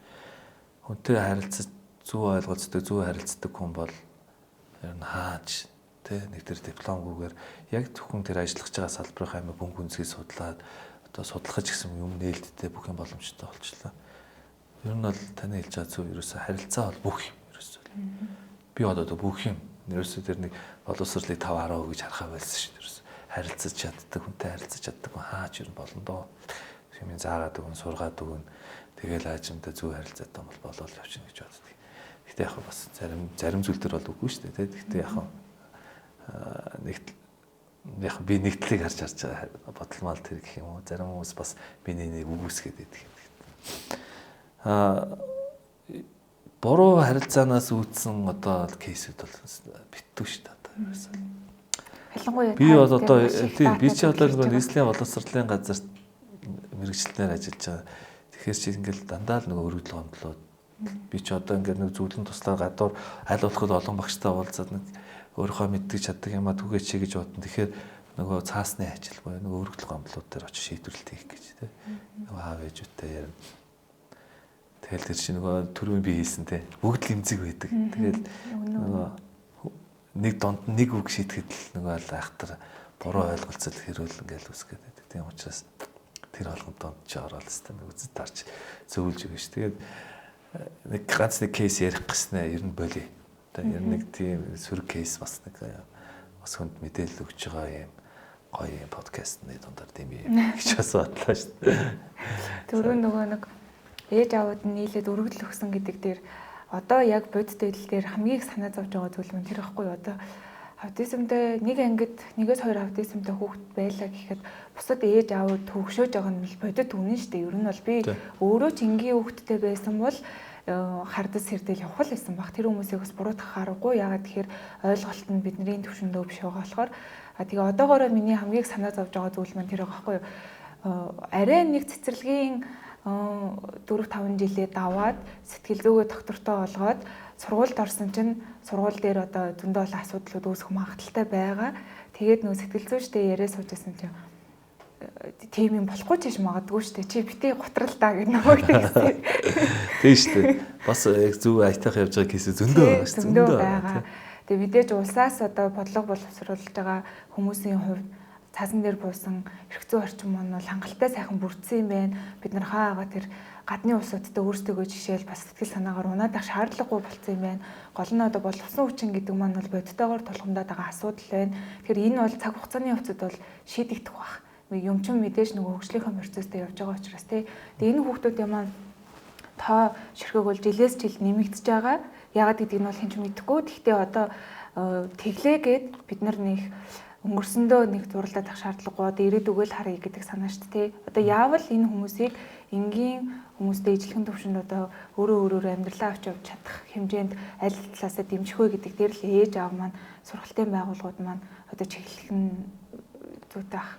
Тий, та ерөөсөө их зүйл харцсан байна. Тэгээ одоо SWON гэдэг одоо энэ төрийн бус байгууллагын бол би бол нэг том чиглэл нь бол бас энэ бүх нийтийг энэ аутизм руу одоо зөв ойлголттой олгох за бас нэг боломжит хэсгийг энэ хэсэг рүү бас одоо тусламжийн гараа сонгоход бас их чухал чиглэлсэ гэж би хараад байгаа. Тэгээ одоо яг нуулгүй хэлэхэд бол одоо боловсролын яам дээр тэгш амар сурах боловсрол хариуцсан одоо нэг 2-3 хүн бий. За боловсролын ерөнхий газар дээр бас нэг 2-3 хүн бий. Нийслэлийн боловсролын газар дээр би ганцаараа. За дүүргүүд дээр нэг хүн бий 9 дүүрэг дээр. За 21 аймагт нэг хүн бий. Тэгэхээр эдгээр хүмүүс яг нуулгүй хэлэхэд бол яг энэ одоо бүх хүнд бол хүрнэ гэдэг бол хэцүү. Тэ. Тэгээд яг нэг үе бол бас энэ цахимын энэ бас нэг давалгаа чинь бас өөрийнхөө нэг мэддэг чаддаг юм а баг хэмжээгээр ингээд хүмүүст хүргээд авах боломж гэдэг утгаараа би бол аль болох одоо сүүлийн үед ингээд нэг рил хийхтэй богино зөвлөгөөнүүд хийхийг үздэг болчиход байна. Тэгэхээр энийг бас нэг ашиглаад ажиллах боломж байна.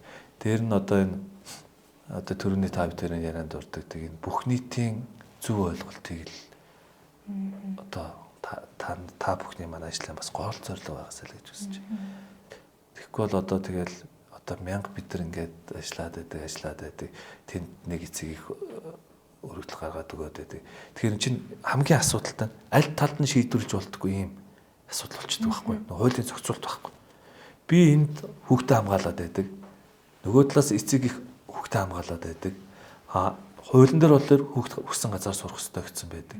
Тэгэхээр ингээд яг нуулгүй хэлэхэд бол манай тал ялагдах гад байдаг. Ер нь бол дийлэнх тохиолдол. Тэгээд би бүр үнэхээр зарим тохиолдолд за би таныг арай нэг өөр ойлгодог юм нэг сургууль руу шилжүүлж өгч тийм кейс зөндөө гарч байгаа. Тэ одоо бас л манай төвийн нэг сургууль дээрээс бас нэг юм кейс гараад тэгээд ээжд нь би зөвлөгөө өгөөл хамтарч ажиллаж ирсэн. Тэгэхээр нөгөө хүүхэд маань бас нэг цаашаага зүгээр энгийн нэг ерөнхий боловсролтой сургуульд очиод хөөрхөн сурж байгаа юм кейс гарсан. Тийм учраас одоо энэ бүх нийтийн ойлголтыг их зөв болгохгүй бол ямар нэгэн кейс үүслэл бол манайд л ялагдах гэдэг юм л болж байгаа.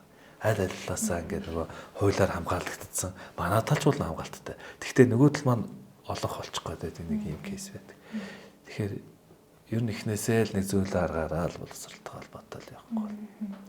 Аутизм чинь тэгтэл өөрөө их олон янз шүү дээ дотроо. Тэгэл хүүхд болгон өөр тэ хүүхд болгоны одоо сэтгэл хөдлөлөөр одоо сүүлийн үед бас нэг ADHD гэдэг нэг одоо яг өмнө нь бол бид нар зөндөл ярьдаг байсан тэ анхаарлын дутагсмжлал хэд хөдөлгөөнөх эмгэгийг одоо аутизмтай ингээд авсарцсан эсвэл дангаараа байх ч гэдэг юм уу ийм тохиолдлууд одоо зөндөө гарч ирж байна. Энэ болгон дээр одоо ингээд зөндөө олон нэмэгдэнэ. Тэгэхээр л одоо тэдний ч одоо шийдэл ерөөсөө гарц гаргалгаан л одоо зөв ойлгосон одоо мас болох гэдэг. Тэнд нэг хүүхэд ингээд огцом хөдлөөд одоо өчигдөр гарч байгаа кейс аахгүй ерөөсөө сургууль нийт тэр чигээр бараг ангийнхан хүүхдүүд бүгдээрээ тэр хүүхд сайн гэж байгаа. Тэгэл ерөөсөө тэр төрсөн өдөртөө уурал тэр л манай гэрт ирвэл өстой төрсөн өдөрт ирвэл боллоо гэж бүр ангийнхан тэгэж хүсдэг тийм хүн байгаа. Тэгээд яг тэр хэд хөдөлгөөнт эмгэгтэй тэгсэн чинь ангийнхан тэгэж гой хүлээж аваад хайрлаад ингээд бүр үнэхээр сайн найзууд болсон. Тэгээд үнэхээр гой сакс тоглож молдог ийм одоо дундаа ингээд сурагч байгаа байхгүй. Тэгсэн ерөөсөө очиод бүгдээрээ л гэрте очиод ангийнхан бүх хүүхдүүд тэрийг ярьдаг юм гинэ.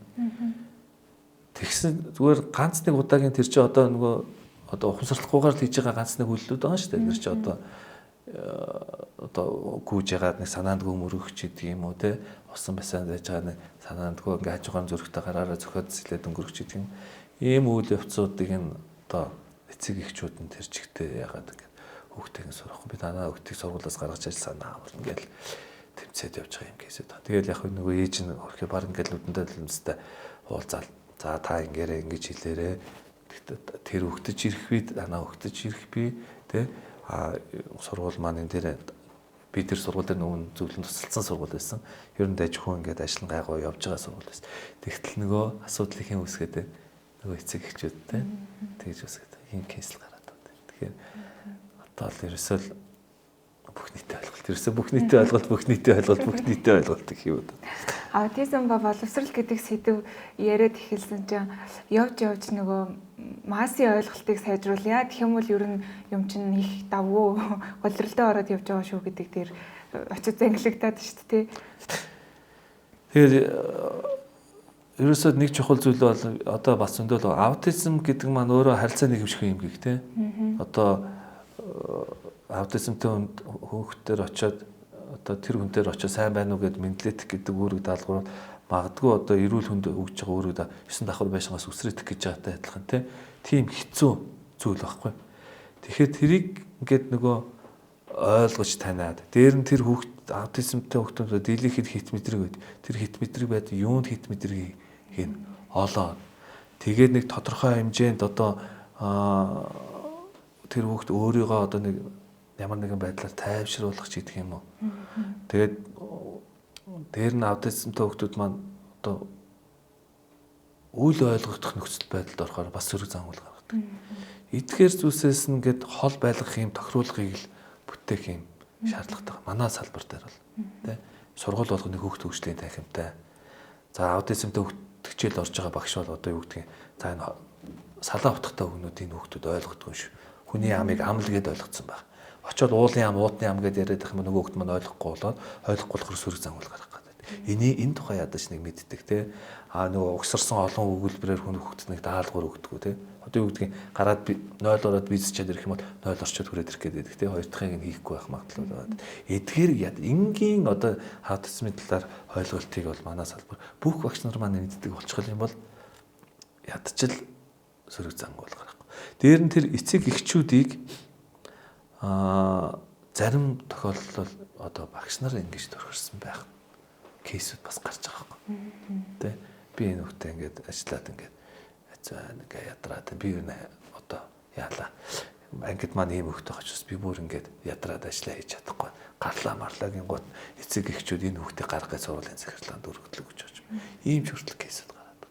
Тэгэхээр бас багш нар маань их зөв сэтгэлтэй, зөв ойлголттой бас нэг хүнлэг нэг юм байх шаардлага. Манай салбарт бол иймэрхүү л байдаг. Тэгэхээр ярилцлагын туршид бас сайн муу зөндөө олон кейсүүдийг яриад зарим нэг салбарыг шүүмжлээд тэр зөндөл кейсүүд яриглаа. Тэгээ хүмүүс маань үзэж байгаа хүмүүс маань зөвөр ойлгоорой те бид аль нэг хүмүүсийг буруутгах гээгүй, аль нэг үнцгийг одоо хэд бас барих гээгүй, яг бодит байдлыг л салбарын мэргэжлийн үнэтэй ярилцж байгаа. Тэгээ одоогоороо яг аутизмтай хүүхдтэй гэр бүл тулгарч байгаа бодит байдал ердөөсөө идэн л байна. Гэхдээ энийг бол бид нар сайжирна гэж харлаа. Цаг хугацаа орох бах. Тэгээд нийтээр ойлголтоо хэдүүлээ одоо сайжруулъя. Тэхийн тулд бас яах вэ? Энд чинь өөрөө их том өргөн цар өрөөтэй ойлголттой. Тэгээ яг боловсролын байгууллага тулгаж байгаа хоёр том асуудал байгаа. Нэг нь боловсруучны асуудал, нөгөөх нь одоо энгийн хүүхдийн ээж аавудаас ирж байгаа энэ ойлголтын зөрүүнээс үүдээд бас та нарын манагчаал зөндөө их стим шиг надад ажиглагдлаа. Одоо бичиг цасны асуудал зохицуулж байгаа кейсүүд энэ төрийг хараад байхад тэгэхээр энийг бол буруутгах аргагүй л дээ. Тэгэхээр хин энийг нөгөө мөс хагалж энийг одоо яг богино хугацаанд хүмүүс таниулах гэхээр магадгүй манай нөгөө аутизмтай хүүхдээ ээж аауд маань л нэг үгүй ярьж өөрсдөө их нээлттэй байх хэрэгтэй байх. Зарим нэг айлууд бол хүүхдээ нуудаг, цоожилж барьдаг, эсвэл холын амтны хүнд өгөө явуулцдаг энэ төр кейсүүдээс сонсч байсан. Тэр бол ингээд нөхцөл байдлыг уламд ордуулж байгаа л арга гэсэн үг шүү дээ. Өөртөө хаалт бариар үүсгэж чинь гэсэн үг тийм. Тэр хүүхдэд хаалт бариар үүсгэж байгаа гэсэн. Ер нь бол аутизм шилтгэр нь тэгэл хөгжлийн бэрхшээлтэй хүүхдүүдээ аав ээжүүдийн хувьд бол ялангуяа одоо хүүхдгийг манайх шиг одоо суурин амьдралд шилжиж удаагүй хүмүүсийн хувьд бол нуух кейс бол зөндөө. Одоо олдмолч тэр төрөлхийж тэр одоо маш олон одоо хөгжлийн бэрхшээлтэй хүүхдүүд яг нөлөөлөхөд гэртээ маш олон тоогоороо.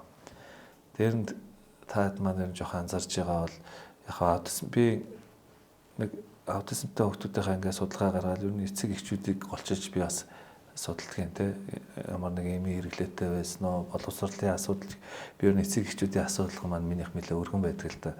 Тэр ер нь яг би зүгээр хувьдаа магадaltaй юм өөртөө олж нэх гэдэг шүү дээ те. Тэгээд ер нь ингээд анзаараад байхад бол ер нь нэг жоохон юм одоо юу гэдэг юм хотын амьдралын хэв шинжтэй тийм өрхүүд дээр яг миний одоо нэг ойролцоо 287 удаагийн олон удаагийн уулзалт. За нэгээс 2 удаагийн уулзалт гэсэн 300 тохиолдол. Нэг 500 орчим тохиолдлыг ингээд анзаархад бол нэг тиймэрхүү байдлаар анзаарагдаад. Тэгэхээр энэ маань юу гэдгийг нэг жоохон биелэгжүүдөө байх талтай ийм одоо анзаарагдаад. Одоо гадаад улсын хувьд ч тэр одоо энэ Арабын нэгдсэн Эмират, Америк, Турк гэсэн улсууд төр тохиолдол нь бүр маш их болж байна тийм. Тэгэхээр энийг харахаар бас ингээд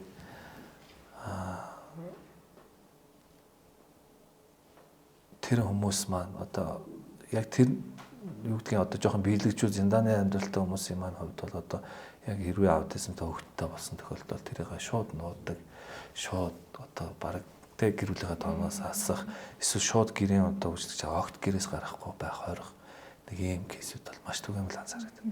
Миний хамгийн одоо эмзэглдэг хэсэг энэ байна. Тэгээд тэр ч одоо юу гэсэн юм бэ те тэр ч одоо шууд ингээд нэг хүүхд нэг зүгээр тэр хүн ерөөсөө л нэг хүнтэй л одоо нэг газар бүтэн одоо цаг хугацаа өнгөрөөж. Тэгээд яг зарим аав ээжүүд нь бас нэг гинт тэгжээ байж ийснэ бас нэг юм олж уншиж мушаад гэгэрдэг юм одоо багшаа танаас ингээд зөвлөгөө авахгүйсэн яаж ажиллавал зүгээр үү та ингээд би нэг гэрийн багш авцсан байгаа та энэ хүн зөвлөгөө өгөөч гэдэг юм нэг юм байдлаар холбогдсон кейсүүд. Гэхдээ тэр чинь ингээд маш удаан нууцсан байгаа байхгүй. Одоо ингээд марав харцсан. Тэ ингээд бүр би хаана нэлээ өгчсөн. Тэгээд ерөөсөө сөрөг зам тэр чинь ингээд олон нийтэд оруулаад байхаар хүүхд чинь сөрөг зам үлдээд тэсдэг болоод эхэлдэг байхгүй. Одоо ингээд жишээ нь юу гэдгийг би одоо чанга дуу чимээг ингээд сонсоод бүр байж чадаад ингээд өгөх гээл. Тэгээд тэр чи одоо яг ойролдог те хажуудгаар эсвэл өөрийгөө зөвхөн гараа хаздаг ч гэдэг юм ингээд нэг тогтсон юм нэг сөрөг зангуулууд гаргадаг. Тэгээд масс тунд оруулаад ингээд нөгөө хүүхдээ ажиллаад ихээр чинь тэр хүүхд чинь ингээд аажимтай тэр дуу чимээндээ тасаад хит метр байдал аажимтай ингээд багасдаг. Тэрийг бүр багаас нэх хэрэгтэй байдаг байхгүй. Бүр багаас. Одоо тэгэл хизээ илрүүлсэн тэр үеэсээ тий. Ер нь баг дээр нь илрүүлэх ер нь багтаа ер нь тийм баг уйлдагч гэдэг юм уу тий. Бүр нэраа байхдаа хүртэл хүний нүд рүү ихсэлж харддаггүй тийм. Эрт илрүүлээд ингээд мас оруулаад байх юм бол одоо тэр сөрөг зангуулууд гайгуулаа нийгэмшиг чадрууд илүү хурдан эзэмшдэг. Би нь том болоод яагаад нөгөө сөрөг зангуул гаргаж явах одоо хохирол нь их болоод ирэхүү тусмал дараачийн хүн ажиллахад илүү хэцүү болж эхэлдэг. Тийм учраас би одоо ингээд яг ингээд хүүхдэд сурахгүй чадахгүй манай хүүхд хөгжих боломжгүй гэж бас ботцсон байж байгаа эцэг эхчүүд байх юм бол ерөөсөө тийм байхгүй шүү. Хүүхд ерөөсөө хизээ хүүхдээ бүлээн зөвшөөрөөд хизээ ажиллаж эхлэн хизээ мэрэгжлийн хүнээс зөвлөгөө аав хизээ хүүхдийн гадлаар интернетээс юм хайж уншиж эхлэн тэр үеэс хүүхдийн хөгжил хийж эхлэн. Тэгээ битээ оройтоор орил гэж бас нэрээ бүр ойлгох хэрэгтэй байсан юм байна. Үнэхээр одоо зарим тохиолдолд шантармаар гэх юм уу бууж өгмөрөө одоо зөндөл байгаа шүү дээ. Олон нийтийн газар гинт ойрлох өөрийгөө гэмтээх, бусдыг гэмтээх ч гэдэг юм уу тийм нөгөө энгийн үний нүдээр харахад бол хүлэмж шуурхгүй үйлдэлүүд хийдэг. Тэгээд сургалтын манай хүүгийн явдаг сургалтын багш маань надад нэг тэм зөвлөгөө өгч байсан байхгүй юу? Одоо эрэгтэй хүүхэд мөрнөөс дэшээ даваад ирвэл тэр бол одоо тухайн хүнд нөгөө дийлдэх магадлал бараг л байхгүй. Тэгээ таны мөрнөөс даваад ирэх юм бол та энэ хүүхдийг яаж чадахгүй. Тэгэхээр одоо хэцүү байгааг ч ойлгож байна. Гэхдээ тэсгээ сур арга байхгүй. Одоо л хэдүүлээ хичээгээд хүүхдийн сөрөг зангуулыг багасгах юм бол одоо мөрнөөс давах цагтаа санаа амарч болно гэдгсэн байхгүй. Тэгээ тэр үг нь би урамшаад хэцүү байсан ч гэсэндээ за төр зүрийн асуудал одоо л тисчих юм бол ирээдүйд гоё юм одоо өглөөж байгаа гэд өөрийгөө тэгж тайлшруулдаг гэсэн. Тий зөвлөж хэлүүлсэн байна. Ер нь би ч гэсэн бас тэр багштай ч санал нийлэх юм байна. Би бол аль болох бага бах тэрэ одоо сөрөг зан ер нь яг ингэдэг юм маш ингээд багаас нь ажилтсан хүүхдээ ингээд би нэг Америкийн кейс ах トゥ хоёрын кейсийг тэр чи бараг 4-5 жилийн өмнө уншсан юм аа. Тэгэхэд бол тэр хоёртой бол аав нь бол үнэхээр сайн ажилласан байна. Тэгээд ингээд ерөөсөө эхний гарсан хоёр хүүхдийн хоёулаа аавд эзэмтэй болсон. Тэгээд хоёр хүүхдтэйг ажиллаа. Тэгээд эмч болохоор намайг ойрын хугацаанд дахиад хүүхдтэй болоорой гэж зөвлөсөн. Тэгээд би ямарчсан бас жоох өөр хайгаадсан. Хоёр хүүхд нь хоёулаа аавд эзэмтэй гарсан бол дахиад хүүхд гарах уу яах вэ гэж бодож байгаа. Тэгээд 3 дахь хүүхдтэй гаргасан. 3 дахь хүүхд нь бол тэр эрүүл гарсан гэж байгаа. Тэгээд хоёр хүүхдтэй бүр багаас нь эхэлж ажиллаад юунд ингээд хит мэтрэг байгааг нь олчоо. Тэрийг ингээд өдөрт нэг багаар ингээд дасгах ингээд дасгалууд хийсэн. Тэгээд нөгөө хоёр хүүхд маань харьцангуй сайн өгдсөн нэгэнцгүй харилцаанд чадвар. Тэгээд бүр сүүлд ингээд нэг гэр бүлэрээ тийм нэг дэлгүүр ингээд үйлчлүүлж байгаа юм бичлэгээ оруулсан. Одоо манай хоёр хүүхд нэг иймэрхүү байгаа гэд хоёр хүүхдийнхээ ярилцлагыг оруулсан байсан. Тэгээд ингээд тэрийг нь үзэж ингээд хоёр хүүхд нь бол үнэхээр тундаж. Тэгээд нөгөө багийнх нь нөгөө бас процесс гарч байгаа. Тэр баг дээр бол яг л бүр нэлээд хүндөвтөр автсан шиг ажиглагдаж байгаа. Харилцаанд орохгүй. Тэ ярихгүй. Тэгэл нэрийн дуудаа сонсохгүй. Тий. Уул нь бол аутизмтэй нэрийн дуудсан сонсож байгаа шүү дээ. Зүгээр л тань руу эргэж харахгүй байгаа байхгүй. Тэрнээс ч таны хэлж байгаа үгнээс болгоныг сонсцсон, таны хэлж байгаа зааварчилгаа үгнийг ойлгоцсон, таныг чигээр харж исэн ч гэсэн таны бүх юмыг л мэдэрч байгаа гэсэн. Тэгэхээр яг л нэг тийм хөвгтэй байгаа байхгүй. Тэгээд сүүлд нь тэр нэлээд том болцсон. Тэр чинь нэг нь 12-тэй, нэг нь 14-тэй болцсон байх үеийнх нь хоёр биш. Тэр хоёроос нь үнэхээр бүр яг хэвэн хүн шиг болцсон. Тэгээ яг нөгөө нэг ингээд нэг хаяа нэг ингэдэгтэй нөгөө хит мэдрэг байдлаа яг хүлээж авахтаа ингээд биеэрээ хүчилж дарж байгаа хэсгээр ингээд нэг жоохон өрмөц хөдөлгөөн хийдэг болохоос бүр айгүй мундаг болсон байна. Тэгээд би за үнэхээр одоо боломжит нөхцөл үүссэн газар хүүхдтэйгээ тасралтгүй боловсролын байгууллагад хамтраад ажиллах юм бол зүгээр хангалттай өөрийгөө илэрхийлдэг болсон байгаа байхгүй. Бүр одоо 5 6 хүрсэн ирнэ нэг ч үг хэлэхгүй огт ярихгүй байсан хүүхд чинь тэгж болж өөрчлөгдөнө гэдэг бол үнэхээр аль талын хамтын ажиллагаа мундаг харилцсан сайн ажилласан. Тэр нь тэгээд эцгийн оролцоо бас сайн байсан байна л гэл. Тэгээд би тэр аавар бол үнэхээр багсан дээрээ супер мундаг байна. Тэгээд энийг өшөө олон үгээс би ч одоо таны кейсийг би дараа нь илтгэлд ашиглаж болох уу гэд нэг өсөлт бичсэн байсан. Тэгээд хариу ирээгүй л дээ. Тэгээд яг гэдэг нэг товчхон бас энэ дээр нэг ярьж ийл гэж бодлоо. Тэгэхээр нөгөө нийтлэг хүмүүсийн ойлгоод байгаа буруу ойлголт нь аутизмтай хүүхэд бол ертөөсөө сайжирдаггүй. яг энэ одоо сөрөг зам уулаа насан туршдаа гаргана. Тэгээд тэр гаргаж байгаа үйлдэлээс нь миний хүүхд суралцаад аутизмтай хүүхэд шиг үйлдэлүүд гаргаад байна ч гэдэг юм уу. Тэгэхээр энэ бол бас буруу ойлголт ч үү те. Хүүхдүүд ийм штэ. Тэр наадах чи сонссон кейс юм. Одоо манай хүүхд аутизмгүй ирнэ. Аутизмтай хүүхдэд даган дүүр аваад байна. Харин. Үгүй яах вэ? Тэ? Тэр чи хүүхдэл болсон. Тэр чи 1-2 удаа тэгж хийж байгаа л болж штэ те. Яг энгийн хүүхд бол олдмол аутизмтай болно гэж одоо байхгүй сте. Нэр нь байхгүй тий байхгүй тий. Ер нь бол яг ингээл нөгөө цахимын хит хэрэглэнээс болоод ингээд нэг харилцааны асуудал үүссэн тий. Нөгөө тийм хүүхдүүдийг одоо юу гэдгийг олдмол аутизм гэл нэг яриад байгаа. Тэгээд тэр бол одоо юу гэдгийг ажимтай зүгээр болчихно тий. Тэр сөрөг хэрэглээг нь хасаад тэгэл ер нь бол жоох ажиллаж байгаа юм бол байхгүй болж шүү дээ. Аутизм чинь өөрөө нэрөө сэтгэлзэн хөгжлийн асуудал. Тэгээд би түрүү хэлсэн те. Юмыг хүлээж аваад тунгаагаад эргээд гаргах энэ процесс нь өөр гэсэн үг. Бидрийнхаас ингийн үндхээс өөр гэсэн. Тэр нь хит мэдрэг байдал, нийгэмшигэн асуудал. За тэгээд бас одоо юу гэдгийг одоо авиасын талдаас ч гэсэн ингэж жоох өөр хэлэлэрдэг. Яг Солонгост нэг гоё кейс сонсогдлоо. Тэр нь юу гэхээр Солонгосын одоо том одоо бизнесмэнүүд аутизмтай хүүхдийн зурсан зургаар өрөөгөө гойдог болсон. Бүр энэ бүр тренд болж байгаа юм гинэ. Зүгээр ингээд нэг бүгд ингээд авт бүр тэр чигээрээ. Тэгээд бас эн чинь нэг бодлын бас тэр улс тий аутизмтай хүүхдрээ одоо дэмжлэг өгөх байхгүй. Чи шууд дэмжлэг байхгүй тий. Эн чинь тэр аягуулаад өндөр үнээр авч байгаа шүү дээ. Тэр чинь тэгээ магадгүй тэр хүүхдэд зурх хичээл зааж байгаа тэр сургалтын төвийг одоо ажиллах ихтгэл үнэмшил шийдэх юм уу? Эсвэл тэр аав ээжийн хүүхдээ энэ хүүхдээ өргөжлүүлэн зурх одоо ихтгэл үнэмшлийг илүү төрүүлж байгаа жишээ. Надад багшилж явах үед нэг юм кейс эдгээ. Нэг шав байсан. Тэгээд бүр их багтаа их том биетэй болсон. Тэгээд эмэгтэй багш нар ер нь их жоох айдаг. Тэгээд яг нөгөө эрэгтэй хүнээс бол нөгөө аав нь ингэж одоо сөрөг зам үйлийг жоох ингэж хатуу шийтгэж ингэж шийтгсээр хагаад эрэгтэй хүнээс жоохон юм айцтай болсон тийм үг. Тэгээд яг нөгөө багш нарын дийлхээ болохоор сарлах шиг додод ирэх. Тэгээд намайг харахаар айгаад ингээд жоохон томоотой болж болдог. Тэгээд миний хичээл дээр ингээд нэг төрлийг ингээд хөгжим сонсно. Тэр чинь нэг зүйлдээ ингээд дасчдаг штэ. Тэгээд би энийг яаж хоёр дахь өөр аяг хөгжим сонсгодог болохгүй гэд.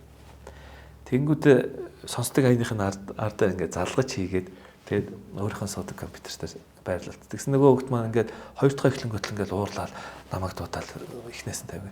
Тэгээд тэр чинь ингээд сонсоод дуусаад намайг очлол тэр чинь 10 секунд ядаж сонсож байгаа шүү дээ. Тэгээд би заримдаа босхгүй албаар сон тий ажиглана. Тэгээд 20 секунд сонсон, 30 секунд сонсон. Жилийн дараа нөгөө хоёр дахь бүтэн сонсож чаддаг болох чинь. Тэгэхээр нөгөө дасах хугацааны их удаан. Тэгээд тэр хөлтөд ингээд нэг цаас бал өхөөр үнэхээр ийм өвөрмөц их сонин дээр ингээд нэг их гоё ийм хийсээр одоо зүгээр юу гэх авангард гэх юм уу нэг тийм. Гэхдээ тэр авангард одоо юу гэдэг эрүүл өнөө авангард зураг чинь бас ингээд цаанаа бас нэг дүрслэл агуулгатай байдаг шүү дээ тий. Манай тэр шавьх бол тийм биш. Тэгтээ ингээд харахаар их гоё. Тэгээд манай технологийн багш тэрийг нь хараад энэ их гоё юм байна. Харин би хэлээд тэр нөгөө багш маань нөгөөдхийг ингээд модон дээр ингэж буулгаж яагаад тэгээд ингээд нэг юм түлж ингэж нэхээ гаргадаг юм байдаг юм байл шүү дээ. Тэргүй ингэж айгүй гоё түлж яагаад. Тэгээд ингээд байршуул тэр айгүй гоё үзэр болох жишээ. Тэгээд яа энэ хүмүүсийн өрмөц сэтгэлгээ бид нар бас өөр өнцгөр харж болно шүү дээ. Бас боломж энэ хүмүүсийн магадгүй те юу гэдгийг нийгмээс санаа. Тэгээд аутизмтай хүмүүс зурх хавьяас ер нь сайтай байдаг. Бас хөгжим заримдаа дуртай байх магадлал би. Манад нэг мундаг кейс байгаа шүү дээ тий. Тийм арим их чинь хөө тэр хүү бол одоо үнэхээр одоо би бол ихтэй одоо юу гэдэг хувьдаа бол ээжээр нь бахархдаг тий. Ээж нь бол үнэхээр хүүхдийн хараас үнэхээр явсан, хөгжүүлсэн, өөрөө ч судалсан. Тэгээд одоо тэр залуу одоо яаж юм тий. Мундаг төвлөрөөр урч болох гээд сураад байж шүү дээ. Би бол одоо үнэхээр тэр гэрүүлэр бол үнэхээр бахархдаг шүү дээ. Олон гэрүүлүүд бас тэндээс тий. Тэр мэрч хүч аваасаа суралцаасаа боломж байдаг гэдэг тэр хүмүүсээс хараад аваасаа л гэж бас хүсдэг. За тэгээд саруулагчтайгаа ярилцаад үнэхээр гоё нөгөө ихтгэл авлаа гэх юм уу? Одоо цэцэрлэгийн үеэд сургуульд орно гэдэг бол аутизмтай хүүхдтэй гэр бүлийн хувьд нэг дараагийн даваа руу орох гэж байгаа юм шиг мэдрэмж тодорхойгүй нөхцөл байдалтай тэнд ямар асуудлууд бэрхшээл гарч ирэхийг одоо мэдэхгүй байгаа болохоор тэгээд нэлээд айцтай байсан манай гэр бүлийн хувьд одоогоороо ч гэсэн бидэд хаяадаа ингээд ярилцаад тэгтээ ярилцахаас жоохон айгаад гэх юм уу яг ингээ гүн орж чаддгүй. За намрын юм хоёлаа намарт нь олё гэдэг. Ерөнхийдөө тиймэрхүү хэвчээ. Тэгээд тантай ярилцаад би ямар ч гэсэн аюу гоё тийм өөдрөг болчлоо. Хүмүүс сургуульд ороод асуудлууд бол гарах л бах. Гэхдээ тэрийг бол одоо ярьж нэх гуниглаад ч юм уу тий аль болох нөгөө багштайгаа гоё нээлттэй байх хэрэгтэй байна. Цэцэрлэгийн багш, ангийн багш хоёрыг уулзуулах бас их гоё санаа байлаа. Хүүхдээ хамгийн сайн мэдж байгаа хүмүүсийг хооронд нь уулзуулаад мэдээллийн солилцуулах. За тэгээд ээж аваудаас энэ зүрийн сөрөг сэтгэлдлүүд бол ирэх бах. Гэхдээ тэрийг одоо яаж даван туулах уу? Нaan одоо энэ контент маань олон хүн үзээсэй гэж найдаж байна. Тэгэхээр цаг зав гаргаад ирсэн танд маш их баярлалаа. Тэгээд ярьцлагаа маань төгсгөөл хүмүүсийг мэдээсэй гэж бодсон асуугдаагүй, яригдаагүй өнгөрсөн зүйл байвал та ингээд гоё базаад нэг хэлвэл. За яг тэгээд ер нь бол хоёулаа аутизм боловсрал гэдэг хоёр асуудлыг хоёулаа их том нэлээд сайн ярьчих шиг боллоо. Тэгээд тодорхой хэмжээнд үдсэн хүмүүст маань ойлголт болох байх. За тэгээд бас нэлээд кейс ярьчлаа. Гэхдээ яг манай салбар бол юу гэдгийг одоо энэ асуудлаас та санаа зовох байх. Тэгээд нүүр тулж байгаа, өөрчлөгдөж байгаа, ажиллаж байгаа юм салбар учраас яг тэгш хамрагдлалт гэдэг зүйл, аутизм гэдэг зүйл маань яг нэг айхтар бас хуучин зүйл биш шүү дээ. Энэ чинь шинэ зүйл тогтож байгаа, суурин тавигдж байгаа, ургаж байгаа цэцэг гэсэн үг. Тэгэхээр бид нар энийг одоо хэр одоо өрөөгөөчтэй нийгэм дефекттэй хэр их одоо юу гэдгийг цэвэр агаар ялгаруулсан цэцэг болгож хувирах вэ гэдэг маань бидний л одоо энэ хөгжүүлж байгаа асуудал тойрон бо хөрөөлөн бо орчин шүү дээ. Тэгэхээр бид нар бүгдээрээ л одоо хамтарч ажиллах нэг шаардлагатай гэсэн. Тэгээд яг би түрүүнд хэлсэн аутизм гэдэг бол шошго пайц бол биш шүү. Зөвхөн тий луужингаар танд нэг чиг өгж байгаа шүү гэдгийг л ойлгох хэрэгтэй. Тэгээд хөгжихгүй, өөрчлөгдөхгүй, сайжрахгүй гэж харах юм бол хөгжихгүй, өөрчлөгдөхгүй, сайжрахгүй. Хөгжин өөрчлөгдөн сайжрна гэж харна. Тэгэхээр бас зүүн өнцгөөс бас хараарай.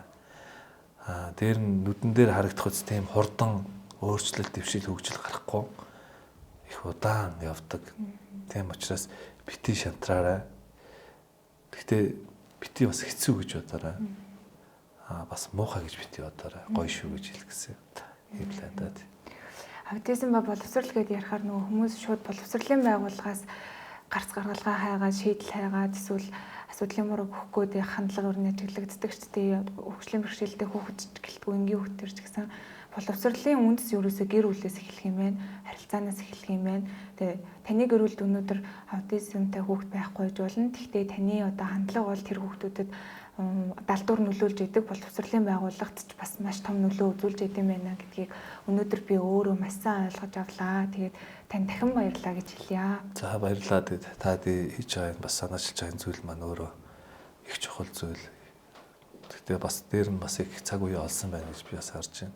Тийм учраас та хэдийнхээ ажилд бас өндрөөс өндөр амжилт хүсье. Бас өшөө олон хүнд өшөө олон зөв эерэг зөв мэдээлэл түгээгээрээ бас олон зүйлийг ихлэл бас олон зүйлийг гүүр болоосаа гэж танаа байгууллагт хүсье. Өрсөнд баярлалаа бас тийм. За маш их баярлалаа.